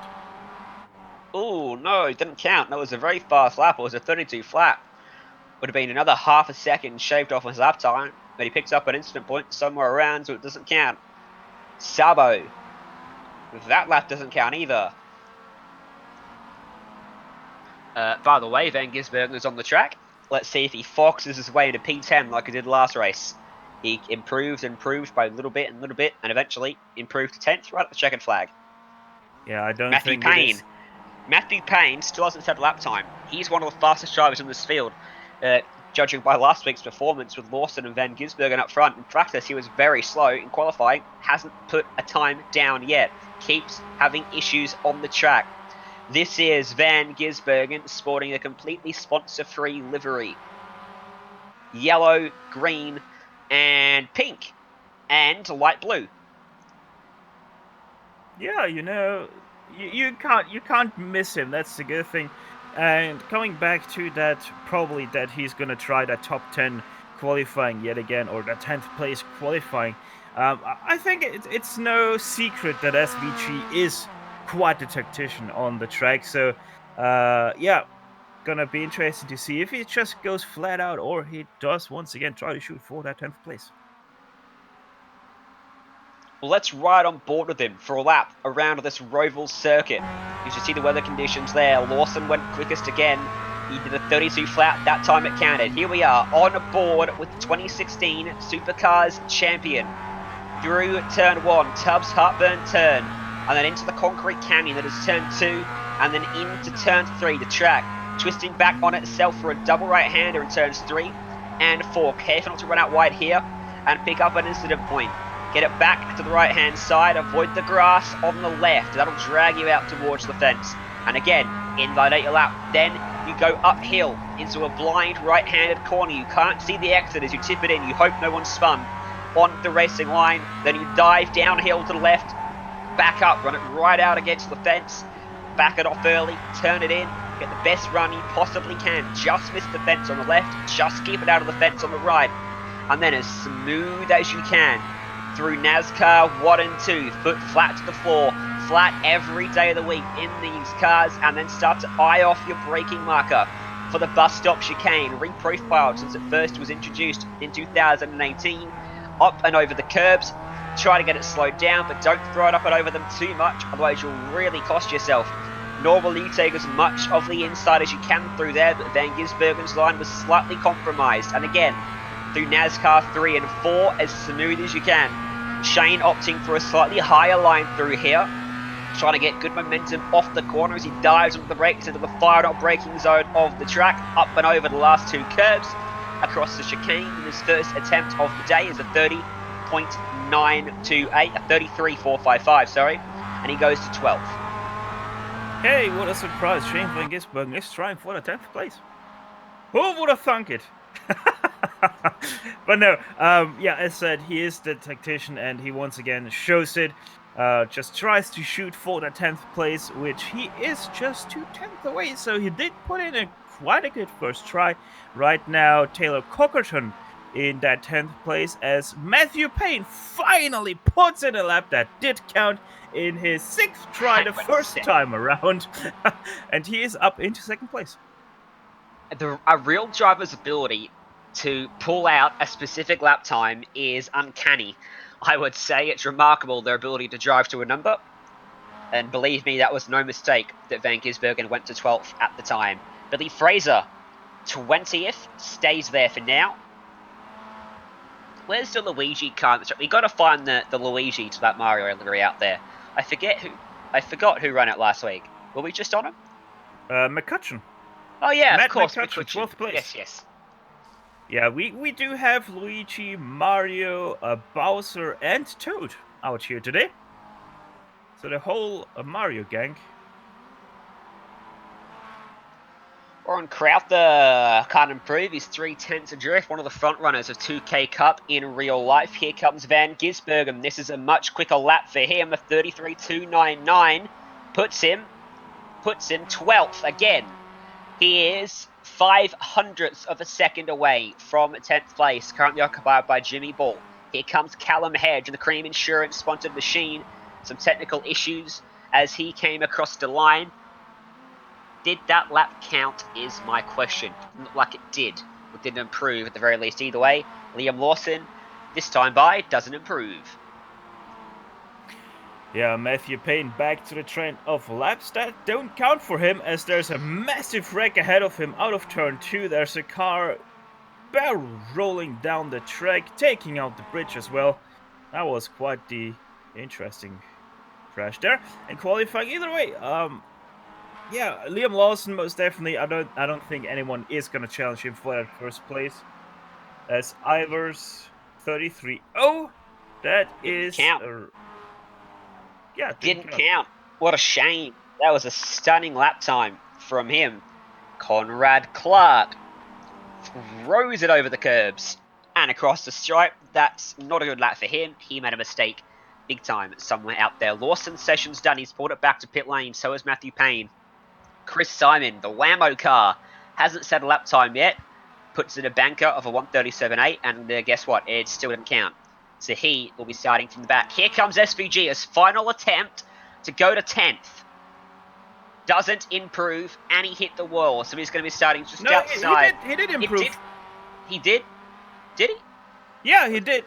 To a 33.247. 1,000 slower than Cockerton. 13th place with 2/1000ths of a second slower than 12th place Zach Thompson.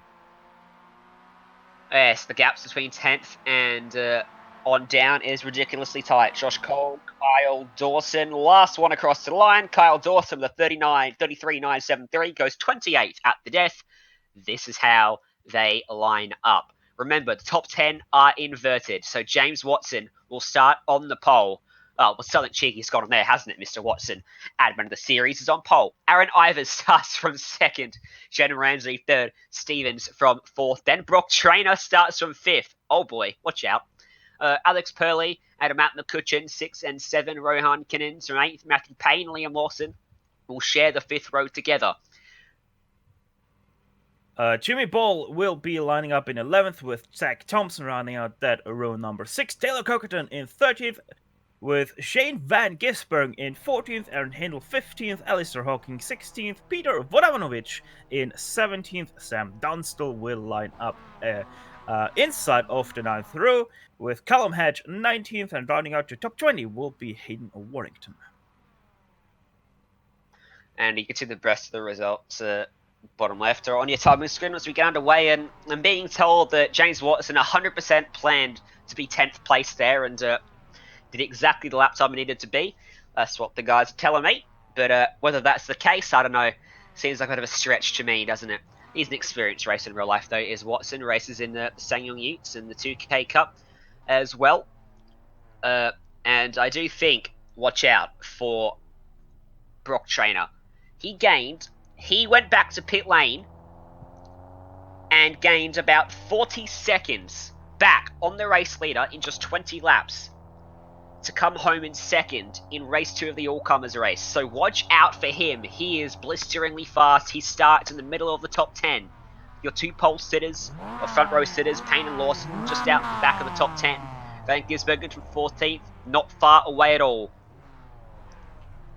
Watch out for mayhem on this first lap. Who stays out of trouble may decide who wins this race. The top 10 at the end of this get inverted for race number 2 as the red lights come on. In the 2K Cup here on the Global SimRacing Channel, 5 red lights here at Charlotte Motor Speedway. Green flag in the air. And a great start from the top 2 on the outside. Aaron Ivers and Matt Stevens. As right behind, up the inside goes Brock Trainer. As up front, around the outside went Ivers into the lead of the race. Watson now going to lose out second because to the inside comes Stevens and Trainer might follow him through as well. And nearly all clean there through turn 1. Corey Ross and Conrad Clark came together in the back, and also the toad is around. That's Hayden Warrington. That is in turn 2 with Taylor Cockerton also around. Totally unrelated incidents. Clark having more issues through turn 3, but apart from that, everything so far so clean. A lot of cars bunched up here on the outside of the top 10. One of them is Van Gisbergen. Zach Thompson side by side with Alex Purley, the drifter, through NASCAR 1 and 2 right to the bottom side of the track for Purley, using all of the available racing surface. Van Gisbergen will sweep on by Thompson with ease and tuck into the slipstream of Purley, side by side up front. Look at Lawson up the inside of Jaden Ransley through the chicane. McCutcheon has to cut the chicane.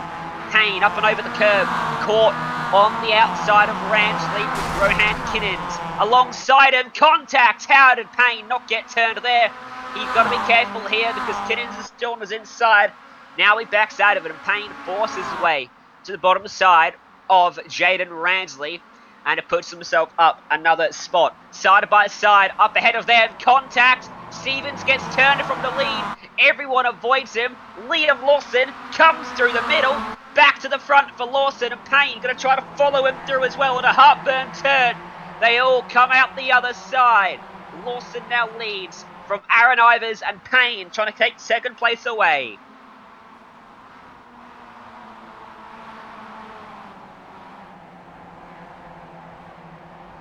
Great move from Payne to take away second around the outside of Ivers. Van Gisbergen has clawed his way up into 6th place already. Watson's fallen from pole back to 7th as Kinnins goes by him. And Purley, Trainer, Thompson all bunched up back there as well. Hugely congested opening lap here at Charlotte, but for the most part, relatively clean. A fantastic stuff. 1.5 laps done, and Gisbergen from 14th into 5th, make that probably 4th as he goes way to the inside to overtake Ransley. He does so perfectly. Ransley now back into 5th. There's Van Gisbergen up into 5th place then. Right behind Ivers, Lawson, Payne. They're side by side up the front. Matthew Payne goes to the lead of the race. And so the battle resumes from Summit Point. It resumes here at Charlotte Motor Speedway. This is going to be fun. So Payne leads them down into the chicane. Aaron Ivers in the middle of these two. And then Van Gisbergen back there in 4th as lap 3 is commenced. And Lawson goes for a lunge up the inside and takes away the race lead. Does Payne go for the switchback? He doesn't.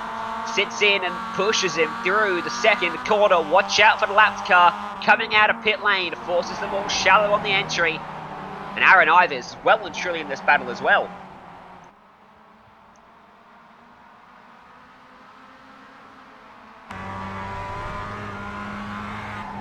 On board from the man in fourth, which happens to be Van Gisbergen, with Aaron Ivers in front. Then look at Payne and Lawson duking for a way to get by each other up front. The pace of these guys is incredible out front, running low 34s at the moment. As Van Gisbergen gets closer and closer to the back of Ivers, can he get close enough? The slipstream so powerful, allowing so much racing action. As here comes Payne to the inside, into the bus stop chicane. Ivers very late on the brakes in third, almost into the back of Lawson, just kept it out of the rear bumper as Payne uses all of the racetrack on the inside. Back onto NASCAR 3 and 4, the big entry has hurt the exit for Ivers and Van Gisbergen into third. So just like Summit Point, it's Lawson, it's Payne, it's Van Gisbergen, your top three.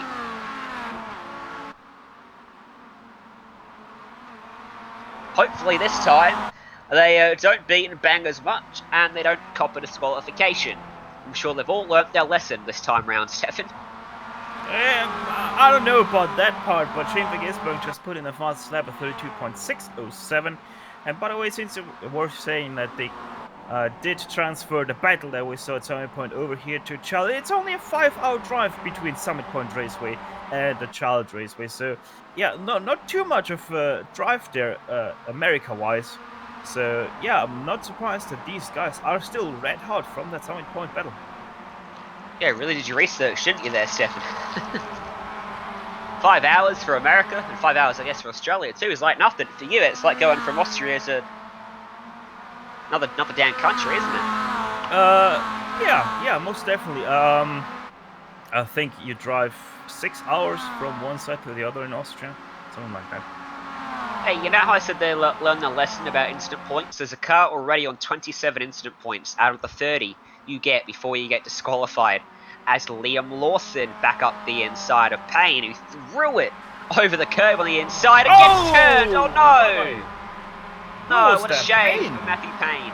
That was Van Gisbergen. He got into the back of him. Payne threw it over the curb in the middle of the corner and was so slow on the exit. Van Gisbergen could not check up in time and turned hard into the inside fence. The on board here, you can see he had to check up right there. And quite honestly, I think Payne missed a shift. Yeah, he missed a shift. He missed a shift into third. That's why he spun around.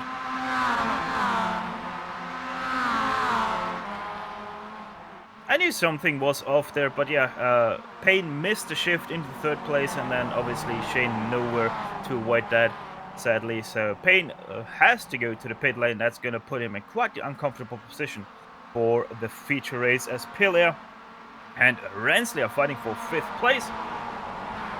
Pilea able to get back that 5th place again from Ransley, who took it in turn 1. Also Brock Traynor just behind those guys, with James Watson in it as well.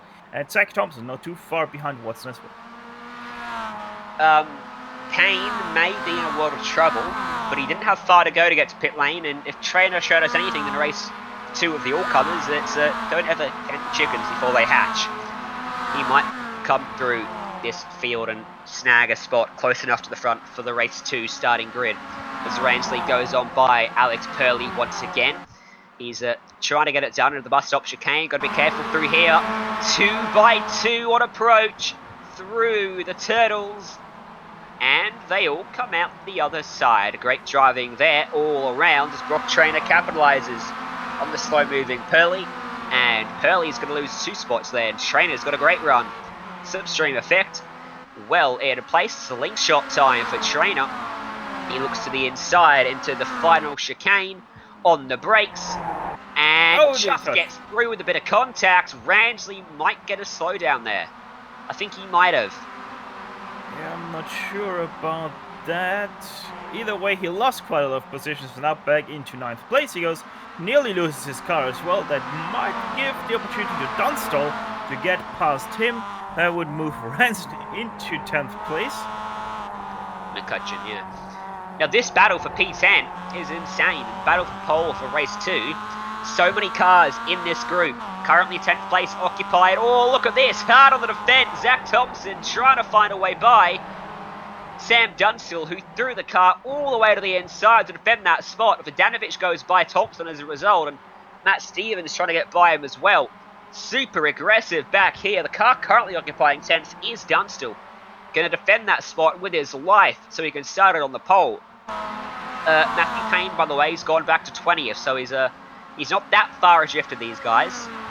He's only about 16 seconds off him, which is nothing like the 40-second gap Trainer overcame in race 2 earlier on. So who knows, if these guys keep battling, he could well get there. This battle starts up with, I'd almost say P5 Trainer, but he starts to be driving away. So P6 Purley, then it's Watson, McCutcheon, Rangeley, Dunstall, Vodanovic, Stevens, Thompson, Hawkins, Fraser, and Crowther. 6th through to 17th, all in this big trainer cars. And that is what makes this car so awesome. You can battle for these, and you're always gonna find someone to battle with as this group starts to fall apart a little bit right now because of some small mistakes of drivers. Ransley nearly running into the inside wall there, turn 2.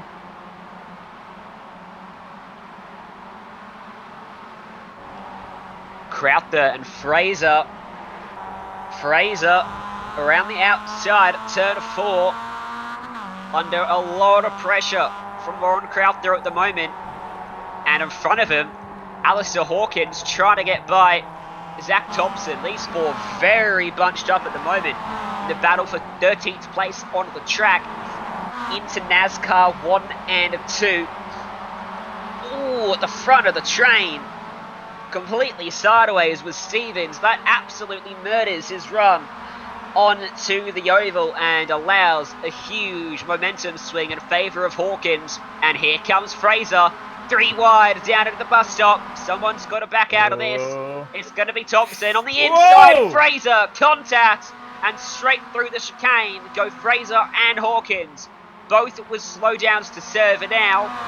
So Hawkins will lose out to Thompson. And Fraser, I tell you what, he might have escaped. Relatively squeaky clean there. Yeah, Fraser, as soon as he went 3 wide on the very inside, I kind of knew that something is going to happen there, because that is never a good position look at to this. be in. All the way on the inside is Matt Stevens trying to get by Vodanovic. Gets it done, and for his efforts, Vodanovic will lose out to Dunstall as well, who just about found a car's width to put his car in. Vodanovic now back to P12 in this group. 10th place now occupied by Stevens. And now immediately has to go to the defensive there. Vodanovic trying to go around the outside. Turn 4, turn 5 maybe. Take the apex away right here. Yes, he tries to do exactly that. Tries to sell the under there, but not gonna work out for him right now as the enter once again NASCAR turn 1 and 2.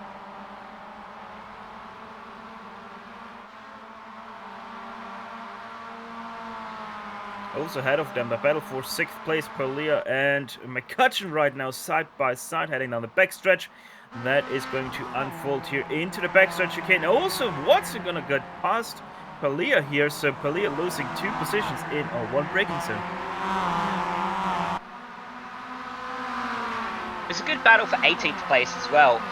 Just behind these guys, if we want to show some love to the guys a little bit further down the order, as these guys continue to duke it out. Matthew Smith right up on the back of Callum Hedge, who was alongside him during into the chicane. Might be close enough for a lunge up into the final chicane here. Is right on board with him. Does he go for it? Doesn't. Hedge, very stern, picking his line well, and they sort themselves out for a little bit more. Brendan Leach just in front of these guys too, so that might close up a little bit more in the not too distant future. We'll go back up to P10. That battle's kicked back off again, with Ransley copping a bit of a whack this time. Bow from Dunstall allows Vodanovic to squeeze to the outside, squeezes through the middle, and somehow gets to the inside of Ransley. And he puts himself up into P10, but it's not done with yet. Oh. More contact. And Vodanovic went from 12th to 10th to 12th in the space of 2 corners. Yeah, Vodanovic most definitely racing with a measuring tape there to fit that gap. And now nearly also loses his car there, so quite lucky escape for Vodanovic. But yeah, I honestly thought that is going to end in tears there when he cut over to the right side. But apparently there was enough room to fit his car. Don't think I mentioned this because I received the news a while back. I think I was distracted by other points at the time. 30 incidents no longer nets you a disqualification, it nets you a drive-through. And every 5 incidents after that also nets you a drive-through. So it's still extremely harsh, but at least you don't get disqualified from the race. And a bit more incentive for guys to be a bit more careful with their cars out there on the track and the issues that they run into. The gap out front will stay here is 1.1 seconds, just 4.4 back to Kinnins, 6.3 back to Ivers, 12 seconds back to Trainer, and then McCutcheon is 15 seconds off. So it was Watson, Purley, 17, Stevens, 18. Then comes this battle with Ransley, Dunstall, Ivanovic, the 5 spots inside of the top 10. Then 19 seconds off the lead, Payne in 17th, 27 seconds off. So he's catching them. He's only 7 seconds back now. Remember earlier, I said he was 16 seconds behind them.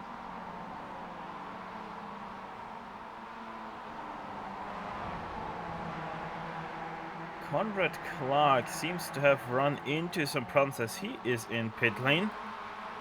Wonder what happened to him. Looking back at my own replay here, as we're also going to put that onto your guys' view. Just takes an interesting line through the last chicane and then parks it.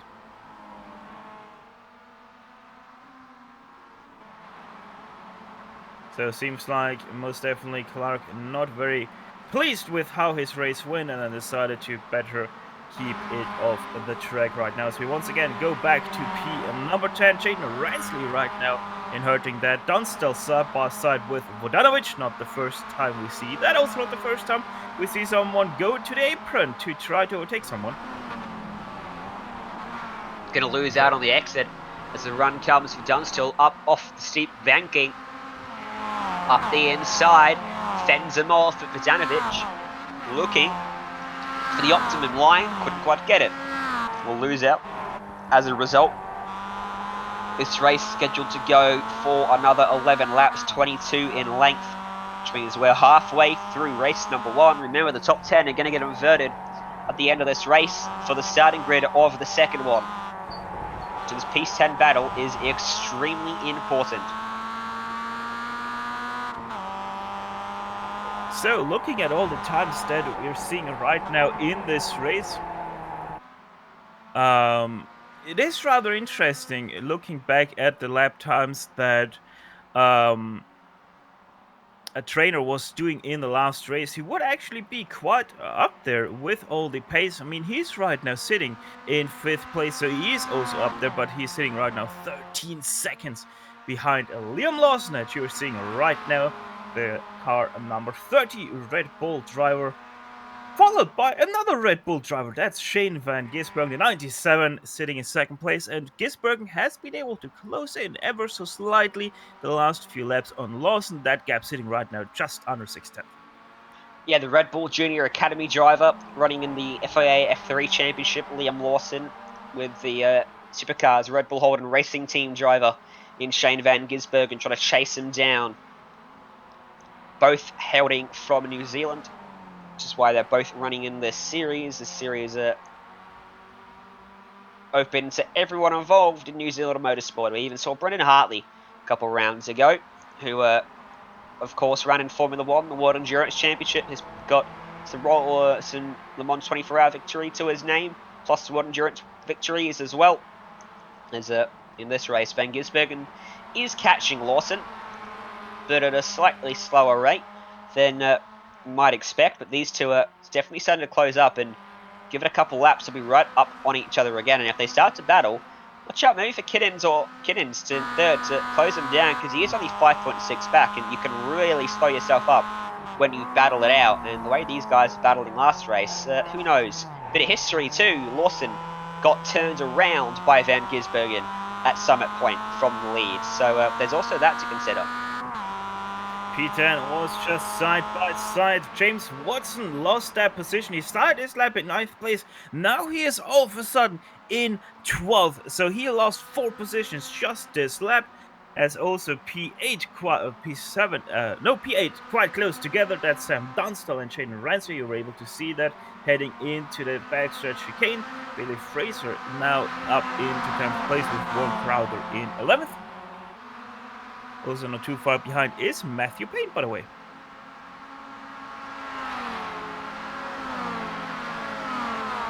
Dunstall and Ransley side by side heading into the last chicane. Ransley seeing the better side of that. However, Dunstall able to keep more momentum through the chicane. That's going to give him the inside for turn 1. Let's see how that's going to play out over the apex. He goes very hard. Ransley tried to do the up and under, but that didn't work out for him, as also lap car drives out of pit lane. That's going to shortly make it 3 wide, but Chris found the drift, able to keep his car out of all the others. And now Billy Fraser says, hello, I want to get past because that's a battle I want to be in right in front of you. Guess who's joined the party? Matthew Payne recovers and is now back in contention of a top 10 spot on the inside of Warren Crowther. Up and over the hill they go as they duck back down the hill. Matthew Payne now runs in 11th, 1 more spot till he finds a way inside the top 10, and potentially a look at pole for race number 2. He might even get closer to guys like Van Gisbergen and Lawson towards the front as Fraser pulls to the inside of Jaden Ransley.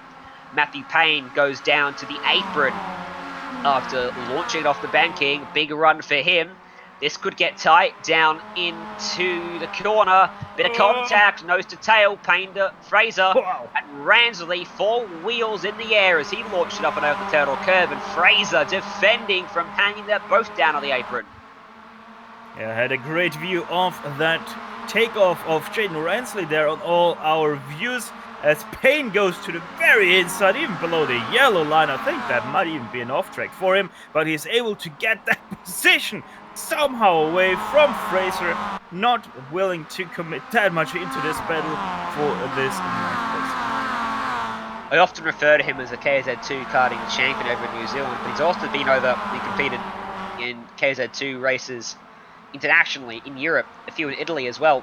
Did 1 or 2 at the start of this year before everything got cancelled. So he's certainly coming up. He's only 17 years old as well, so bright future ahead of him, it looks like. If he goes along the right path, then he gets the support he needs. So I do look forward to seeing how he progresses, but certainly shows a lot of talent right now, and his racecraft looks spectacular as well, as it would have to be to compete in that level of karting, which is where a lot of world champions and national championships have started out over the years. So I look forward to seeing how he goes. But in the more short-sighted future, I think he's going to get by Sam Dunstall here. Wouldn't be surprised. Going side by side into the backstretch chicane. The 32 machine goes past. Maybe that offers something to Dunstall to come back out of the chicane, because the exit wasn't the best for Payne. Had a lot of slide angle on it, but he's able to keep the momentum somehow and keeps that 8th place. Also, Matt Stevens and Alex Pelea ahead of them, not too far away.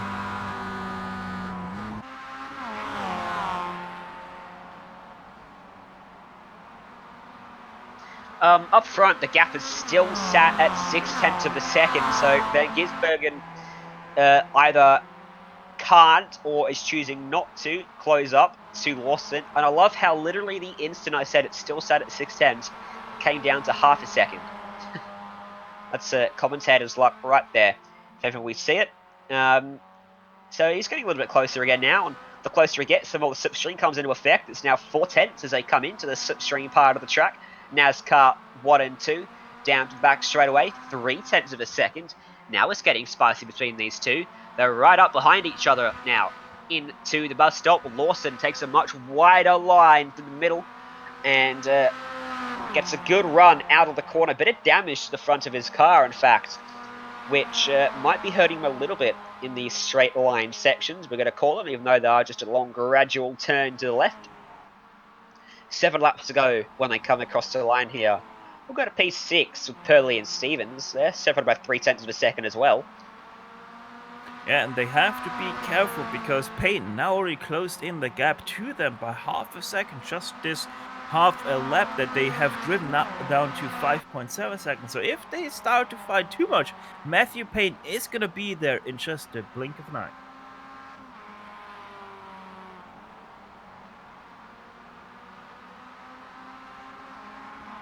Let's have a look.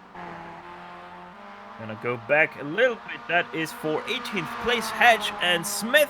Smith gonna go to the inside. They're all the way down to the yellow line. Hedge also gonna cut the corner here a little bit. But it seems like Smith able to take that position. Never mind away. He threw that back up the inside of Smith to take the spot back away. Drives an offensive line into turn 1. But Smith's having none of it. He goes back up the inside. They run wheel to wheel off the exit, and Hedge takes it back away. Fantastic action between these two. I highlighted it earlier on in the race, and now it's come to fruition. And they found their way by Brendan Lynch as well. Remember at the time was ahead of them. Now sits behind them on the racetrack by quite some margin too. Up front, Liam Lawson, Shane Van Gisbergen. There was nothing between them a second ago. And they are really close now, once again, through NASCAR 3 and 4 to the inside, becoming the outside for Van Gisbergen. Wheel to wheel. A slight touch between them. Paints exchanged, but nothing more. As on board with Van Gisbergen, let's call it helmet cam. Lapped cars in front as well on such a tight track like this. That may prove critical. Lawson trying to get by the first guy, as he does, who stays out of the way for Van Gisbergen as well. But there's 2 more in front, and they're battling for position. So they may prove more of a nuisance for these top 2. As they rightly can, as they're battling for position. Blue flag still in effect though. Got to be slightly careful if you're a lapped car. As Lawson lunges closer to the back of them. Van Gisbergen all over his rear bumper now. With 5 laps to go and they come across the stripe. That's 1 car out of the way. Still 1 more to come. They should get by him on this main straight. Look how close Lawson ran it to the wall. Through the middle of that corner on the inside. Fantastic exit for SVG. Here comes the Supercars champ. Red Bull and Red Bull. 1-2. Supercars on the inside. Formula 3 on the outside. Wheel to wheel into the bus stop chicane. Late on the brakes as Van Gisbergen takes it away. Runs a bit deep. Lawson has to really check up to avoid his rear bumper.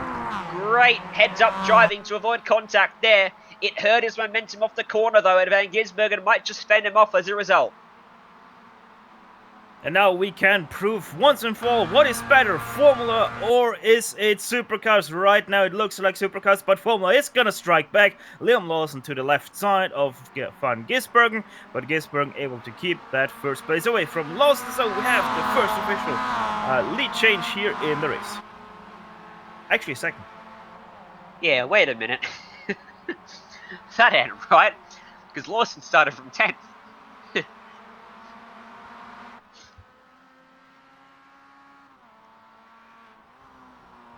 You want Brocky Trainer, Josh Camp. There's Brocky Trainer. He's all by himself in 5th. We've seen Brock Trainer. Now we'll go back to... we'll go back up front. Because they are slightly closer into their battles than Trainer is at the moment. And Van Gisbergen opens up a slightly important gap as we head towards 1 and 2 of the NASCAR track that might help him in his defense of Lawson through to the bus stop.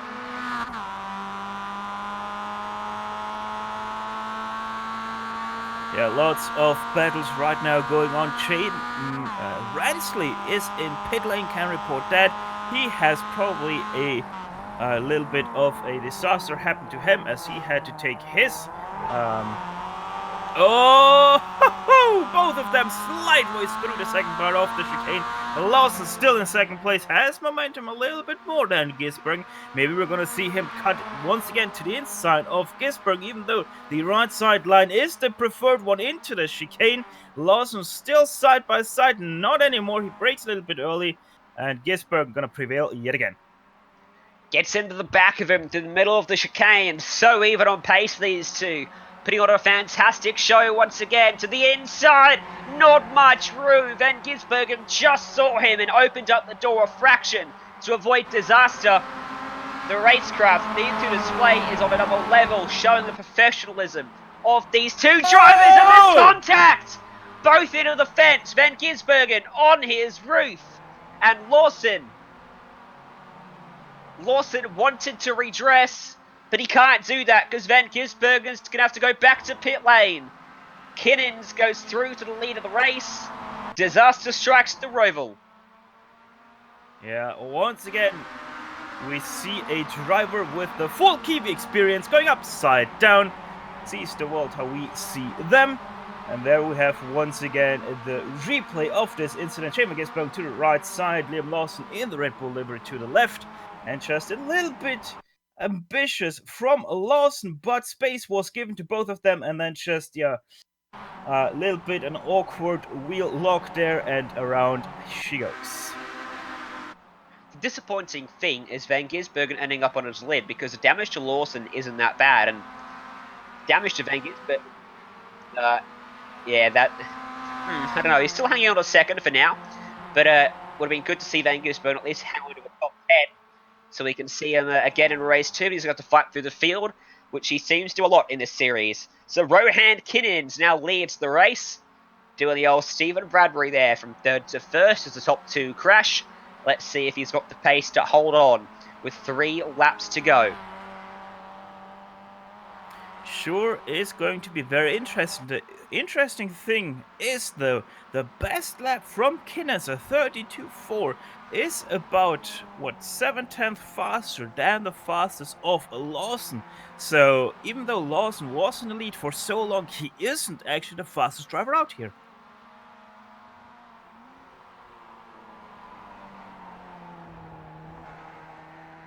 You get the feeling I might have cursed out a little bit, Stefan. It was not a second after, not even a second after I said the professionalism in a racecraft of these two is on another level, Van Gisbergen was on his roof. Yeah, I mean, last week I did curse him, now you did curse him, so we're even. No, god damn it. I wanted to see that unfold again in race 2, it's not going to happen. Oh. Well, at least Lawson's still there, and Payne's in 7th, so that battle might resume in a second race here. And Kinnins has got a 4.5 second margin. Lawson looking like he's managing to hold on to second place quite nicely. With Aaron Ivers just in behind, not really able to close in on him. A 30-second spread across the top 10 at the moment. Warren Crowther currently staring down the barrel of a pole for race number 2 if he stays where he is. He's got 3 seconds behind and 3 seconds in front to play with at the moment as well.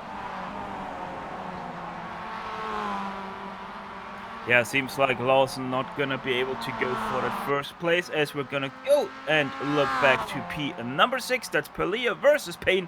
So Payne has been able to close in. However, Stevens, I would say at this point, 2.2 seconds between him and Pelia. I think he's in the clear of Matthew Payne because we only have pretty much 1 lap to go. I think the most interesting thing is Shane Van Gisbergen had black flags cleared. I wonder if he actually picked up his incident limit too when he had that crash. Interesting. We'll see. And nonetheless, he'll be in race 2 as here comes Matthew Payne. Almost had an overlap on Purley there for 6th place. Whoever finishes in 6th will start 4th for race number 2. Side by side, over the hill and towards 1 and 2 of the NASCAR track. Payne will look to set himself up wide, turn it in, get a good exit, which is what he does. Purley really slow through there that time. And now Payne almost able to get to his inside, wasn't quite able to keep the momentum up. Going to be the white flag when they come to the start to finish stripe this time by. Here comes Aaron Ivers on Liam Lawson, who's very slow now through NASCAR 3 and 4. Ivers to the inside for the final chicane. Should be able to take it away. And he does. White flag in the air. One more time around at Charlotte Motor Speedway. The Roval course from race 1 of 2 here in the main split for main event. The lead for Rohan Kinnins now 5.3 seconds. Lawson comes back at Ivers. and takes second, back away. A great move through turn number 1. This battle's not over with yet. No, and I would right now give the advantage to Ivers because of all the damage Lawson is having. Yes, he is faster through this middle part, but Ivers just has so much more speed down the backstretch that I would be quite surprised if Lawson is able to keep this second place away from him. Let's see, he was so on a straight line, and fortunately it's a straight line speed that's going to depend towards the last half of this lap. Here we go, into full throttle zone for Lawson. The rear end, the rear end hanging out on him as he came across into 1 and 2. Here comes Ivers to the outside, gets to his quarter panel, gets to his door, and now fully alongside on the outside for the bus stop, but Lawson supreme on the brakes and into the bus stop chicane. Ivers trying to fight away by slicing across his rear bumper, but wasn't able to find a way through. It's going to come down to the final chicane for these two, but out front, race win for Rohan Kinnins. He gets it done. Checkered flag as he comes across the stripe. Look in the background, they're side by side. Aaron Ivers on the inside takes it away, and Lawson can't get back there. Side by side across the line, but Ivers will be P2. Next battle we see is Payne versus Palia. Palia right now sitting in 6th place, and it seems like Payne is gonna settle for that 7th place. Still, a great recovery once again we see from a driver. Payne comes across in 6th then, and P8 will go to... My question is, why is Lawson dropping down the sheet? I think there's something strange going on, but I'm pretty sure he has finished up inside the top 10, as he has on my timing screen. Yeah, I don't know. He's showing in iRacing in 3rd place, so that's what we're gonna go by. 16th place, 17th place is still being battled out. That's Hedge versus Smith. Smith able to take that position away, so they are gonna finish just outside the top 10. There's a 10-minute warm-up before race 2 gets underway. So we'll go to a quick break here on the Global SimRacing Channel. Thanks to Store Out Logistics and Cream Insurance. Don't go anywhere. We'll come back with results from race 1, and we'll get ready for the final race of the evening.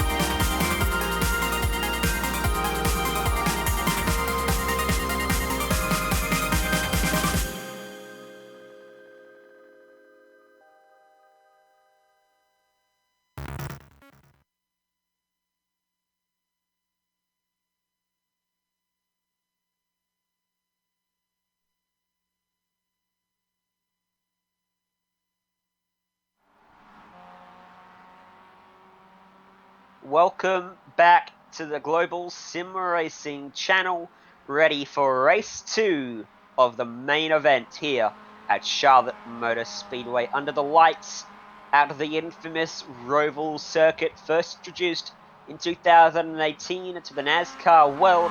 It's provided chaos, mayhem and carnage ever since then in every single race across both virtual and real racing. It's a lot of fun. Race 1 was crazy. Race 2 is going to be more of the same. I expect the top 10 on the starting grid inverted from how they finished in the race, which is Crowther's on pole, Lawson and Payne will start from 9th and 3rd.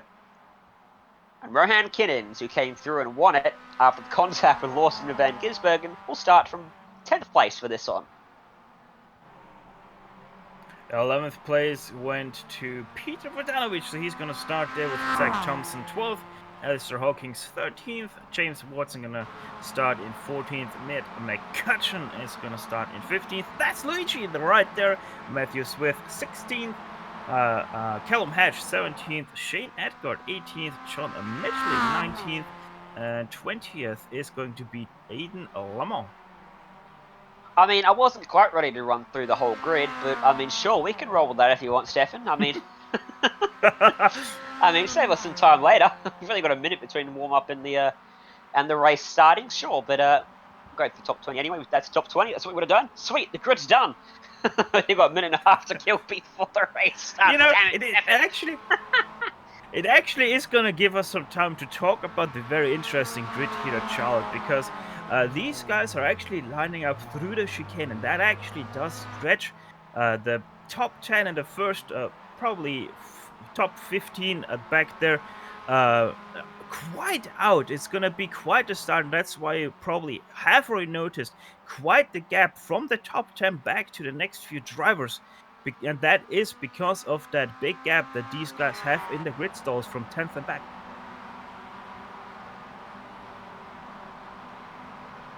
Checkered flag flies on this warm-up session, and we'll get ready to go for race number 2. By the way, Van Gisbergen starts from 27th after finishing on his roof in race number 1, so don't put it past him to claw back up into the top 10. If he can avoid the lap 1 calamities that always befall here in any race at Charlotte Racetrack. Race 1 was very clean on the first lap. It was quite impressive. So we'll see whether once again the full top 10 for you was Crowther, Fraser, Dunstall, Payne, Purley, Stevens, Schreiner, Lawson, Ivers, and Kinnins. Lawson got from 10th to 1st very quickly in race number 1. That's not Sean. That's not right. No, that's left. Sean's our director behind the scenes.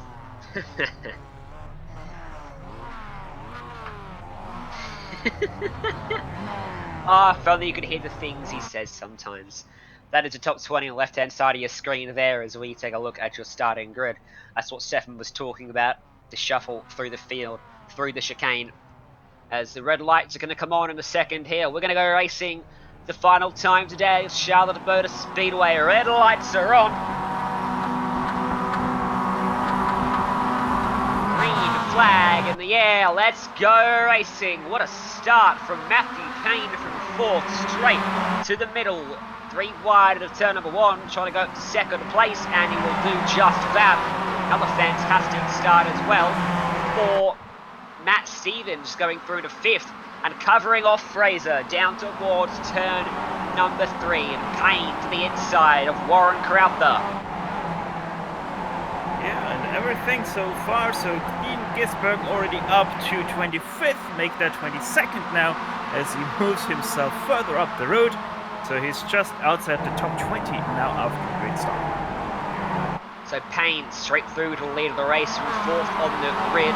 Liam Lawson now sat in 5th, right ahead of Billy Fraser as the field rolls through to NASCAR 1 and 2 for the first time today. Purley goes around on the entry to that corner, all by his lonesome. We'll stay on live pictures. It was a relatively innocuous spin all by himself. Callum Hedge is taking very aggressive 3 wide further back in the pack into the bus stop chicane. That is Matt Stevens finding his way in second place, getting by Warren Kraut. The Liam Lawson's now fourth. Pick up third place, you'd expect here as they all go through there behind them. Look how congested that is in the midfield.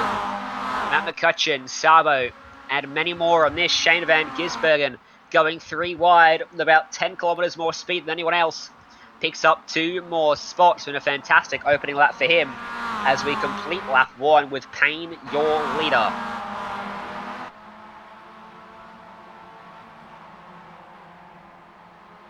Also, Shane van Gisbergen just realized that you can actually go all the way down there to the yellow line, and he is now up to 15th place, so he gained 12 positions in this first lap.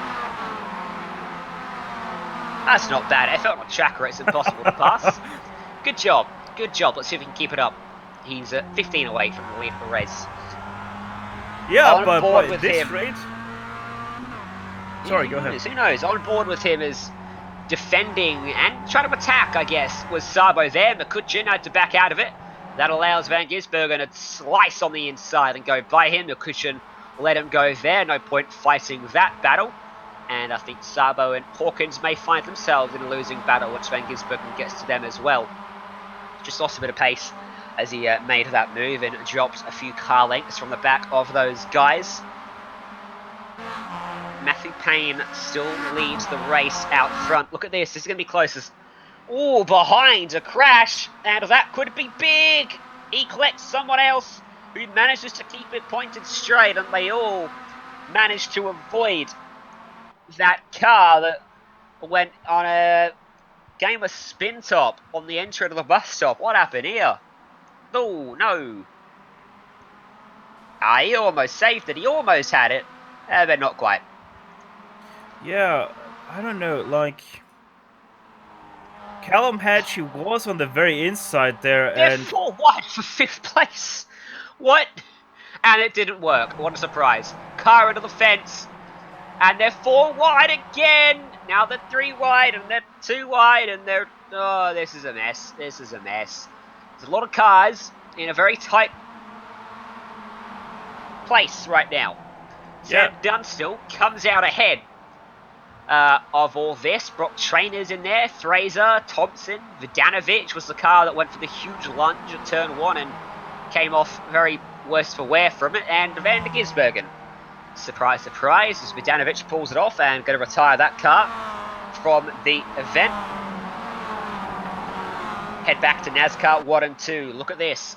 An angry hornet's nest here. As into the fence went Ivers, and Sabo gets the run to his outside. Van Gisbergen's going to try to follow him through as well. Is he? He goes 3 wide to the middle. Ivers just tags at the door of Sabo there. Had to gather it up, and Van Gisbergen very late on the brakes, too late on the brakes, up and over the curb. Gets it pulled up, but loses the spot to Sabo, and now McCutcheon gonna give Shane a helping hand and gives him a push to get his speed back.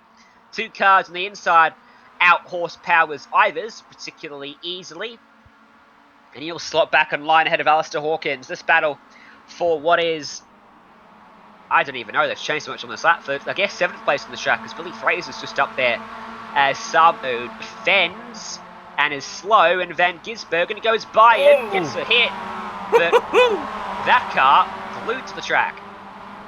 Yeah, this goes all the way up to 5th place, who is right now Brock Trainer.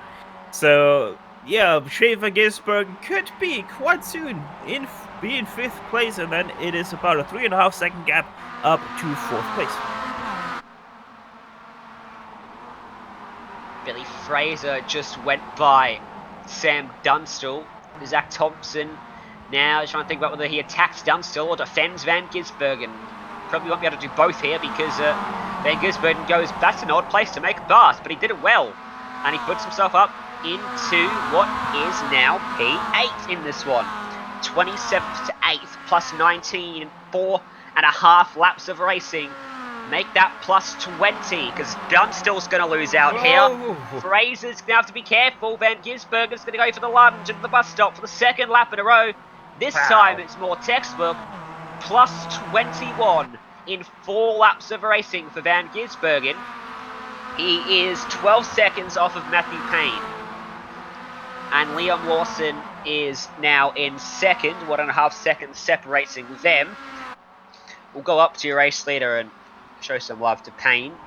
1.6 the margin across the line, and back to Lawson in second. If these two start battling, who knows what can happen. 7 seconds back to Crowther and fourth, Stevens in the middle. Not far away, only 2.4 away from Payne. And then that big gap back to Trainer and Van Gisbergen, who are going to battle for 5th place here. And Trainer is going to be hard-pressed to defend the hard-charging Kiwi. There's just a couple tenths between them now. There they are on the track. There's Trainer, who's fought so hard to find himself in this spot.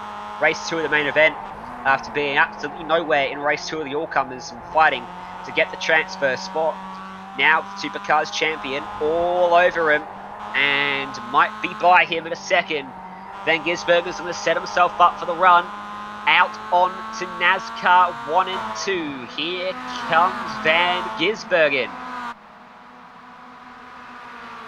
Yeah, with the drive we have seen so far from SVG, you would nearly say that he has actually some skill behind that wheel as he goes now side by side with Brock Trainer inside for him. That should probably seal the deal right there, and so it does as he jumps the curb. Both of them jump the curb, the second one, and that means Trainer now very much behind Shane Gisbergen.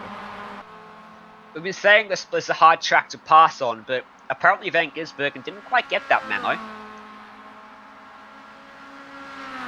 Good battle for P9 just behind them. Now in your shot, this is Zach Thompson trying to fend off Sam Dunstall, who was so close to the back of him through that chicane. Shake and bake, baby. Dunstall trying to go to the inside there in turn 1, not gonna work out right there. Actually loses a little bit of momentum to Zach Thompson. As now Zach Thompson looks a little bit to get clear of Dunstall. Last lap would also just suggest that speed-wise, so let's see how that is going to fold out. McCutcheon not too far behind also. So right now, Luigi and Mario are being separated by Thompson and Dunstall.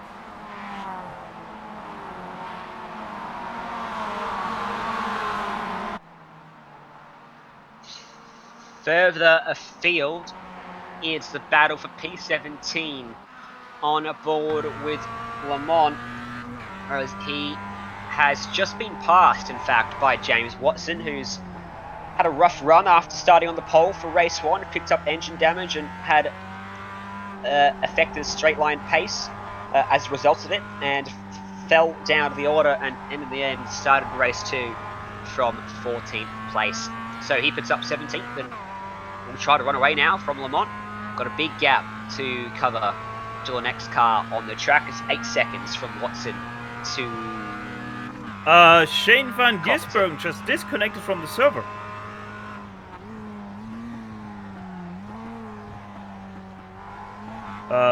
He actually has some damage on his car before retiring, so I wonder if he clipped the wall or something. I'm gonna look for that.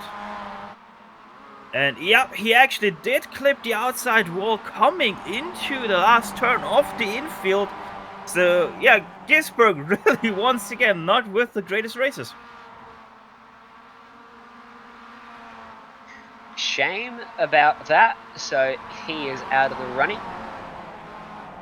And I tell you what, the pace that Payne's got up front is looking very ominous. Lawson's not able to close in and in fact is falling away. Payne is out driving him at the moment and opening that gap up lap after lap, and there's not a battle for the lead happening. As a result, the best battle here is back here with Dunstall and McCutcheon for 8th place. McCutcheon to the inside, and Sabo might capitalize on both of these guys here with the run. Pulls to the inside, there's almost contact. He's right down on the inside of the track into the bus stop. McCutcheon able to hold him off.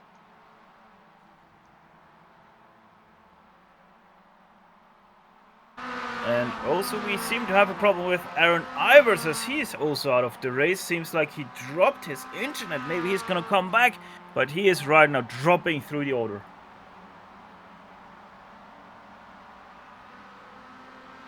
Sabo coming at McCutcheon again. They rub panels on the entry of the chicane, and that helps Sabo through. Goes from 10th to 8th there, and Dunstall comes back at McCutcheon after losing the spot just a few seconds ago. Round the outside, though, works well for Luigi. And Hawkins trying to get by as well here.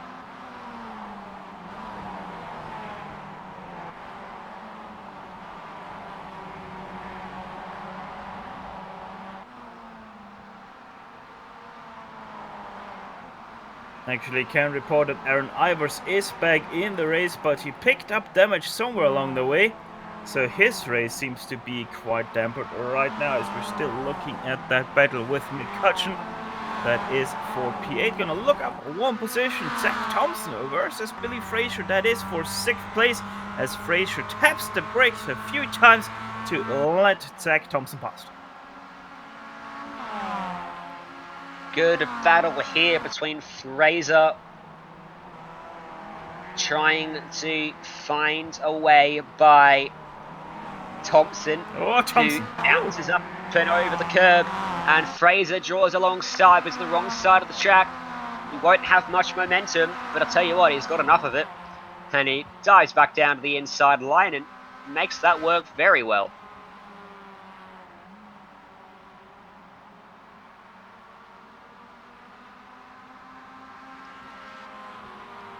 Up into P6 then for Billy Fraser. Brock Trainer pumps in the fastest lap of the race. That's sure to make half of our YouTube chat very happy. And he's on the back of Warren Crafter as a result. Let's go have a look at that for P4. All over the back of the 2K Cup front runner, both real and virtual. He pulls to the inside. There we go. And he goes on by him.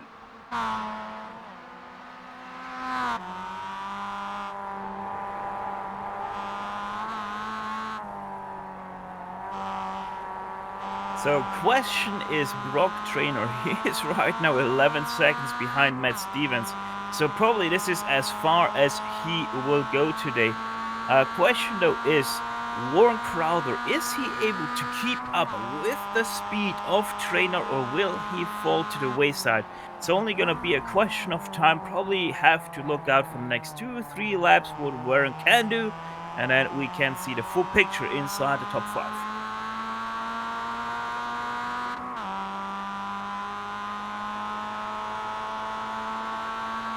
Look at the train now for 6th place as well.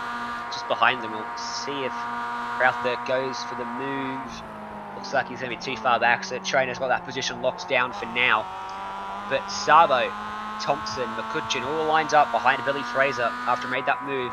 Hasn't been able to pull out on them, and here comes Sabo to the inside of Fraser. Any time now, Sean.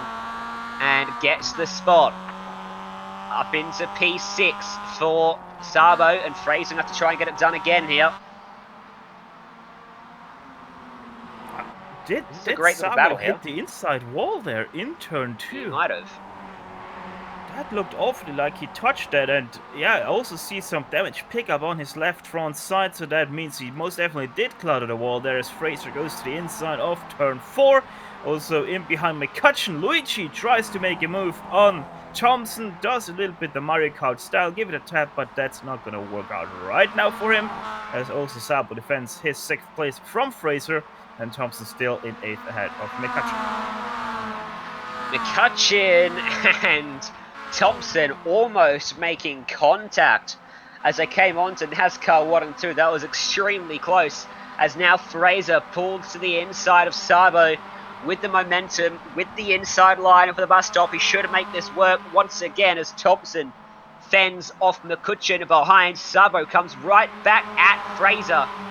Great exchange between these two drivers for the final spot on the side of the top 5. Wheel to wheel through NASCAR 3 and 4. The shortest route through the corner, working well for Fraser. Can Sabo go for a lunge into the final chicane? He shows the nose, but he can't get alongside. Almost gets into the back of him, wiping his nose across that rear bumper there. It's a fantastic battle. Still 17 minutes to go in this action-packed second race of the evening in the main event. We already are in the 4th race of this broadcast. So Zach Thompson gets a little bit of a bump by McCutcheon from behind. That's going to enable him to go to the inside of turn 3. Maybe he's able to take that position away, but with the outside, Zach Thompson comes back with the big momentum. The 43 fights back and continues to stay in P number 7. While they're battling, Sam Dunstall and Matthew Smith are starting to close up to the back of them. So this battle pack could grow even bigger as there's a look up the inside as they come onto NASCAR 1 and 2. Didn't really help him more than it hindered him there, as it cost him his run, and 2 cars might be in with an overtaking opportunity here. Both McCutcheon, oh my god, look at his rearview mirror, that is a terrifying image. And up front is Sabo going by Fraser. And Sabo makes it sick this time by, as McCutcheon so close to the fence there. We have, by the way, Dunstall changed position behind them too. We have lost Liam Lawson. It was a miscommunication with a lapped car of Chris van der Drift through turn 1. Chris didn't give him the inside. Lawson tried to force his way through, and because of that, both cars were wrecked and Liam Lawson officially out of this race. Already happened about 2 laps ago, so nothing we can go to, sadly. Right through here is where it happened, sadly, for Lawson, so that means both our Red Bull drivers out of this. The area tried to go to the inside for turn 2 and just wasn't enough gap, and awkward contact, and both around hard fence contact for Lawson, so that's a big shame. But 2 over, he's out, so it's Van der Drift as McCutcheon dives up the inside. Adam makes contact and gets turned by Thompson almost, and into the fence he goes. It's flush contact, side on with the wall there, concrete, no safer barrier. So that could be some substantial damage to the Luigi car. We'll take a look at the replay here. That was McCutcheon and Thompson right there, and I would honestly put the blame on McCutcheon. Just not leaving enough room for the inside car of Thompson. Thompson has to go somewhere there, and yeah, just not giving enough room. And that is what happens if you don't give a car enough room. Fraser also hit the wall just in front of these guys, but not in any way, shape or form as hard as Thompson hit it. As doesn't like McCutcheon's been damaged too badly, because now he's starting to attack on Matthew Smith, who got by him as a result, as here comes Thompson on Fraser now. Side by side in the heartburn turn. And Thompson takes it away, puts himself up into P6. Sabo's managed to jump away from these guys pretty comfortably through all of this, and the top 5 are really spread out on the track. 12 seconds between Payne and Stevens, 17 to Trainer, 20 to Crowther, 28 to Sabo. And then this big pack, Fraser turned and around and into the fence he goes. Big contact for Billy Fraser, and we will replay that from another angle as well. Here we go, look at this. Yeah, just a self-made spin from Billy Fraser actually collects Matthew Smith in there as well. McCutcheon just about able to squeak by.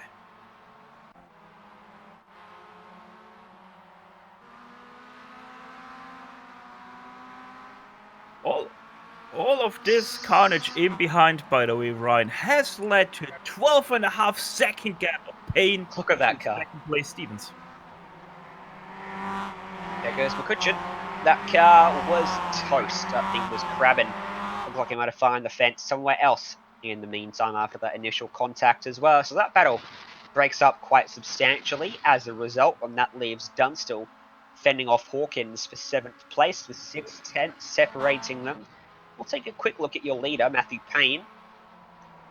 A very, very comfortable drive for him. Probably the most comfortable margin that a race leader has had in the main event the last few weeks.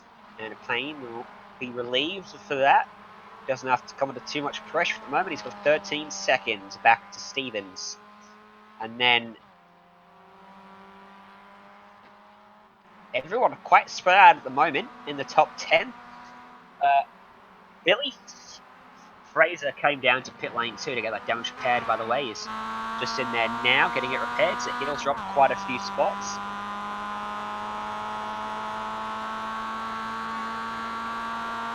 After a misshift of Leon Fox in 19th place that we're riding on board right now through the chicane, he lost quite a substantial amount of time to Shane Mason ahead of him, who is sitting in 18th place himself.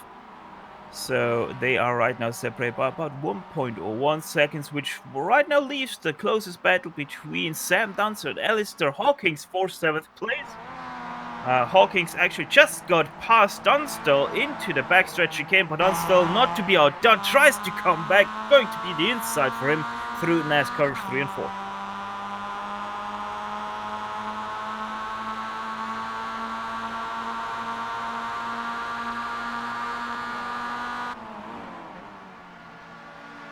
Wheel to wheel into the final chicane here. Throwing it over the curb, getting some decent airtime there. Not into the fence, but into the fence instead for Dunstall. And a slowdown as a result for Hawkins there. And he'll fall all the way in behind Midgley as a result.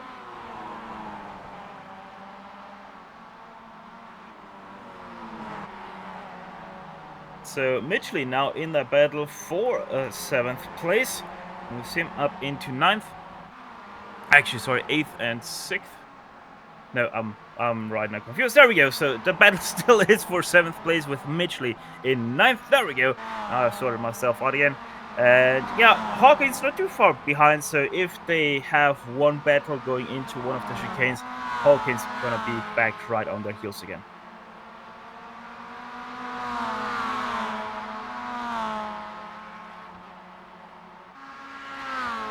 Midgley might be close enough for a move here. He's got a great run on the back of Dunstall. Dunstall doesn't bother defending. So it opens up the inside for Midgley, and if he's letting off the brakes, he's sure to dive on by, which he does. And takes away P9. Great exit for Dunstall, though. He's all over the back of him. And they're both down on the apron. Dunstall goes to the extreme inside of the apron. Matthew Smith might lose out here. He's got Midgley right up behind him, looking to make a move, and instead it'll be Dunstall and Midgley side by side. In fact, Smith almost came under pressure. Big nose-to-tail contact there, with Midgley getting into big contact with Dunstall. He loses out to Hawkins, who comes back after that slowdown in the last lap. Yeah, like I said, Hawkins with that one battle, he is back up with these guys, but this also has put quite a gap now in between Midgley and Smith. They're right now separated by about 8/10. So not too good. Also, we have a little bit of a battle for 5th place between Zach Thompson and Anton Rafael Sabo. They are also separated by about 8/10.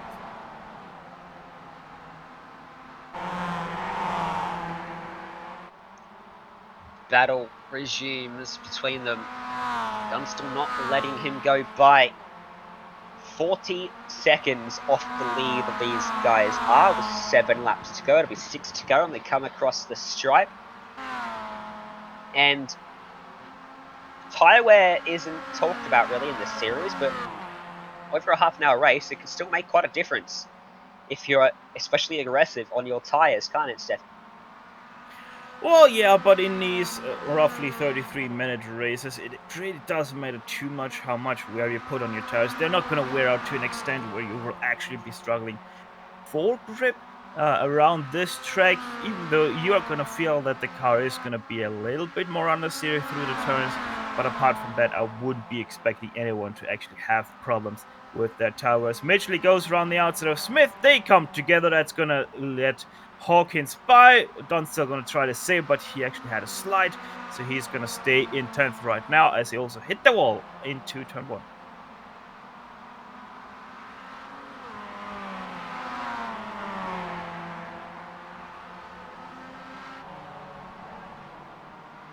Staying with this battle of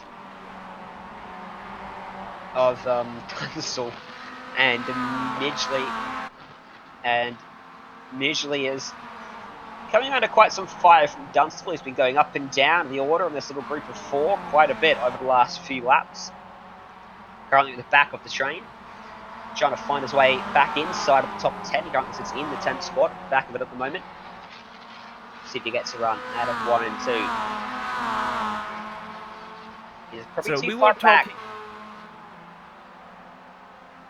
What I wanted to say, we were talking a little bit earlier in this broadcast about the attrition that Charlotte always comes with, and we're seeing that yet again, Ryan, with only 11 cars that still have not visited the pit lane in this race.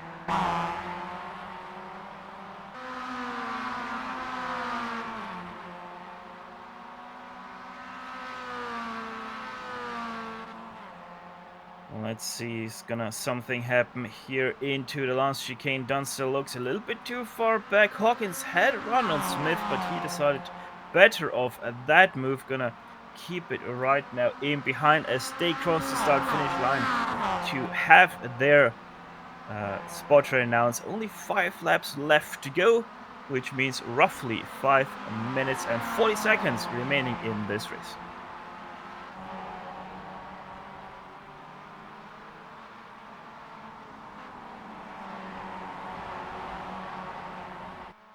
Have a look at Matt Stevens up in 2nd place. Yeah, cool looking, interesting livery looking on that car. Sporting a Ricardo helmet, I can see, but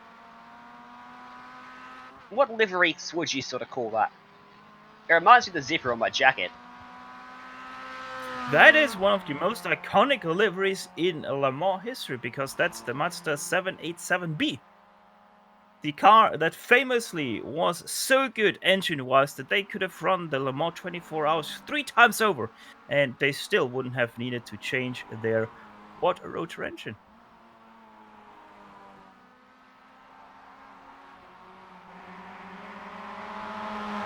Back to P number 7, that is still the 4-car train, or rather that is now the 4-car train, with Hawkins, Midgley and Dunstall, as they have found themselves again after they were separated by a little bit of battling. Now we go Hawkins to the inside of Smith, but that's not going to move out as Smith is better on the brakes, and that allows Midgley to completely close up the gap to Hawkins. Hawkins now going to go to the inside of turn 1. Is that going to move out for him? Doesn't seem like, as once again Smith with a better momentum through turn 2 on the outside line, though that leaves a lot of marbles on his tires. Maybe compromises his grip into turn 3, but he's actually able to keep it all together.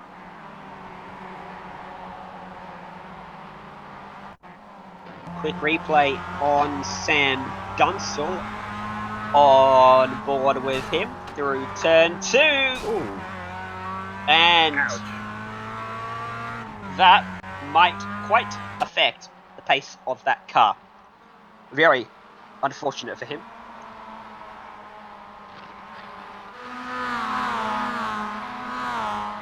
Back in front of him is the battle with Matthew Smith and Alistair Hawkins, still going at it. Hawkins progressing through this group once again after the slow down and now pulls to the inside, and that's job done for him up into 7th place. 6 seconds on the back of Sabo, who, don't forget, Sabo was in this battle, but he's absolutely checked out since then.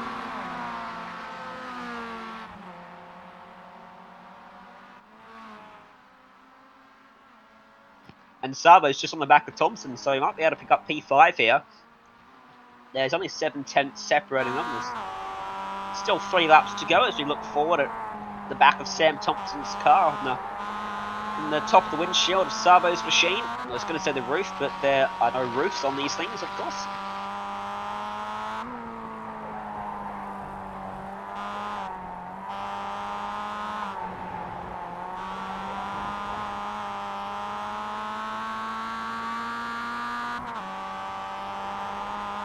Up and over the hill they go. Not many more times left for any of the drivers out there on the racetrack. Another race attrition for everyone out there. The Charlotte Roval biting, as it so infamously does.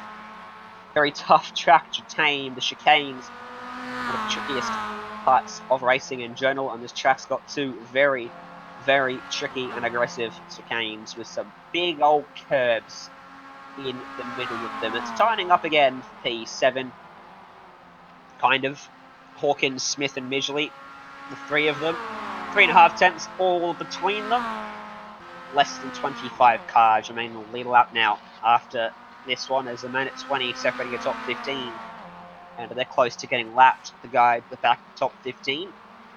It's Fraser and Simon. Fraser and Simon are pretty close, in fact, for 14th place. Wait, no, they're not. No, they're not. Timing screen for a moment said Fraser was a minute 20 behind, and now it's a minute 10, so glad I picked that up before we went back there. This is the closest battle on the track, it looks like, between these three.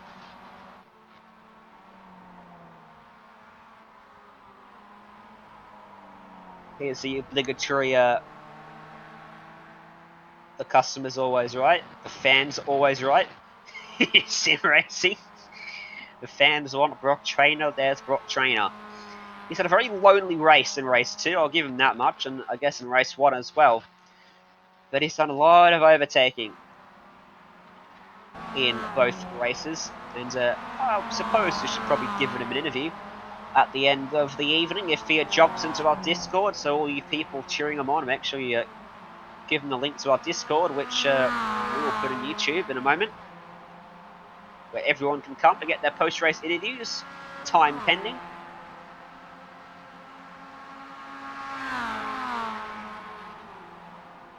And white flag now in the air for Matthew Payne as he crosses the start-finish line to start his last lap of the race, already going into turn 3 and 4. Talking about a lonesome race, Matthew Payne, also one of those guys who didn't really show much fighting around him.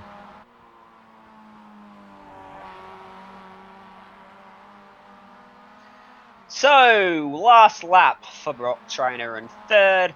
21 seconds adrift. Warren Crafter behind him. 34 adrift of the race lead.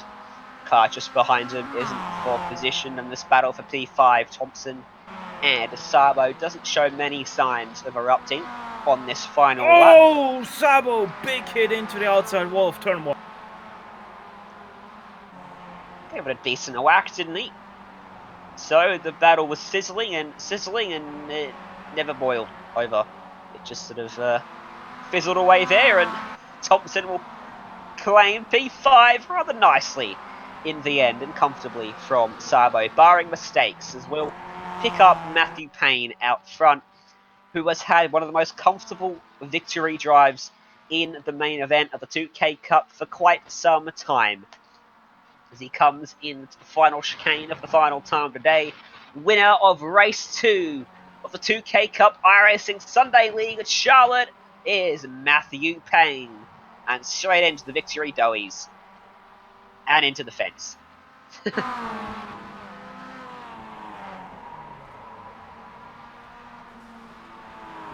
Matt Stevens gonna finish in second place right now. Also does a little bit of a drift over the start-finish line. Brock Taylor gonna finish in third place. Warren Crowder fourth. Zach Thompson, as we mentioned, is going to be finishing in fifth. Sabo is gonna rescue his car after the extreme wall hit there on turn 1 in sixth place. And seventh place is still going on a little bit with Matthew Smith, only 6 tenths beyond.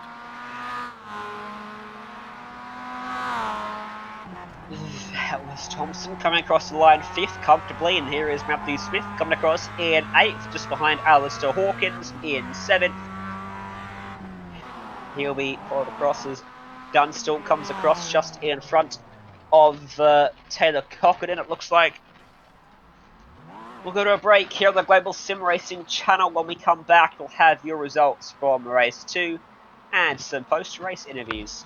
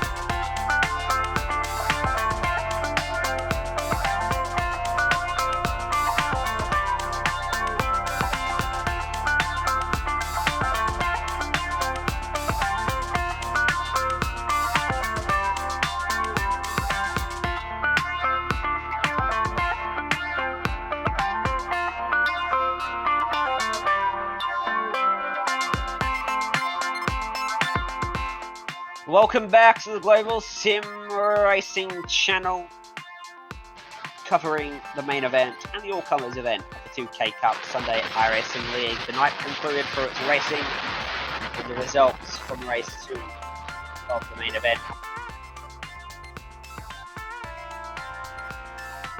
And this is how they finished. Matthew Payne winning by 17 seconds almost. Baxter Stevens, Brock Traynor, Crowther and Thompson running out your top 5. Sabo, Hawkins, Smith, Midgley and Dunstall running out your top 10. 11th place went to the 11 of Taylor Cochran. He started in 39th place, so quite the feast there from him. James Watson, 12th place. Alex Periel goes the wrong way from 5th into 13th place. Chris Simmons, another guy that does quite the move, 37th up to 14th with Sakith Ranatuga in 15th. Billy Fraser starts in 2nd, finishes last on the lead lap in 16th. Callum Pratt first one lap down 17th. Jaden Mason in 18th. Corey Ross 19th and Callum Hatch in 20th. You can see the rest of the results scrolling through on your screen. You can see all the drivers that finish a lap down and multiple laps down who ran into issues in the race of attrition that it was. And Samuel Dunstall is in the booth with us for an interview here. And you had quite an action-packed evening across both races today, didn't you? Yes, it was quite variable, I will say. That first race was quite good. We came up from a poor qualifying in 18th up to the top 10 finish we got. And then that second race was set to be pretty good. We were in good position just behind Liam Lawson. And then I unfortunately wiped the wall and that scrubbed all my speed pretty much. I only managed to stay in the top 10 through others' misfortunes. Yeah, that was very much a talking point of today. You were going up and down the order so many times, especially in that second race. How tough was it out there to, get an overtake done? Because it isn't an easy track to pass. No, it's not. It isn't with a good car, and it's even harder with a bad car. Well, a car that you've ruined yourself. I was kicking myself for doing that to the right front.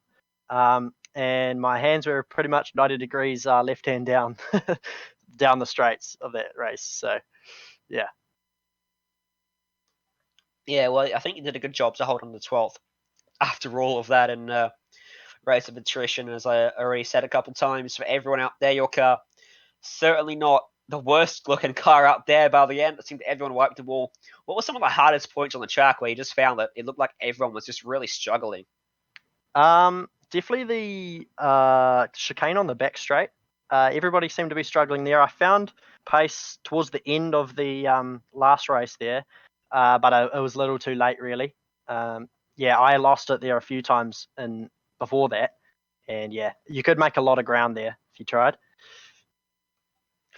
Yeah, certainly could. And well, before I let you go, who are the people that you get it done for? And if you want to give a shout out to who help you along, and hopefully can help you towards maybe your top 5, top 3, maybe even a win next week.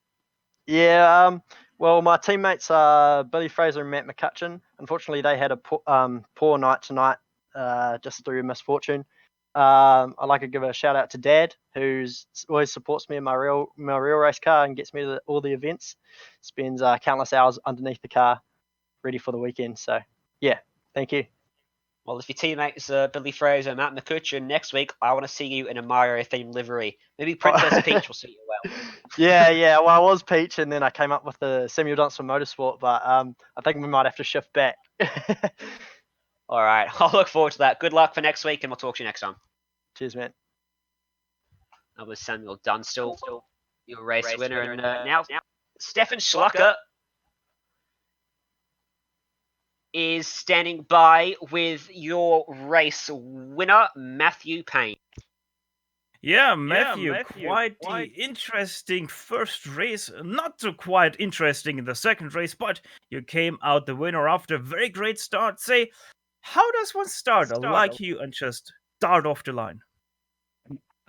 Yeah, there's kind of a technique to it. You sort of, well, I don't know if I should give it away, but it's it's something that I just picked up off some of my mates, and they just sort of helped me and said, you know what, this is the way you do it, and I sort of haven't really done anything else since. But Yeah, it's definitely a big help when you try and just gain those 3 or 4 positions right at the start, because everything's bunched up and it just makes it a bit easier. Well, let's talk a little bit about your first race. You had that lap 1 incident that sent you back into, I think, 23rd position. That was quite a recovery drive there into 6th place. How did you manage to make that happen? Yeah, I got obviously I just couldn't get a gear coming out of the back straight chicane, and Shane just got into the back of me. But yeah, bit annoying. But yeah, just sort of came back through the field. Had really good pace at this track. I don't know. I think it just suited my driving style a little bit better, and I just sort of came through and made my way, and not trying anything risky, and yeah. Yeah, totally paid off there for you. Now, let's talk a little bit about next week's race. We're gonna go to Tsukuba 2000. First of all, do you know that track? And second of all, how much are you looking forward to that track? I do know that track. I haven't done a lot of laps around there, but I think it's going to be really good racing, just because it's a bit more. It's just meant for these cars. I think it's a bit better accommodation. Yeah, it should be good racing, hopefully. Bit more for this car. Say that to the face of Super GT, who actually does run races there. Yeah, Matt, once again, congrats on your first place finish here in the main event. Who gets it done for that number 32 machine? Not many people, to be honest. I'm sort of running my own gig at my house, but no, I just thank everyone else for a good race. Just like last time, it's hard to come across these leagues, and no, it's good fun. Well, Matthew, congrats once again on your first and 6th place finishes, and yeah, good luck next week.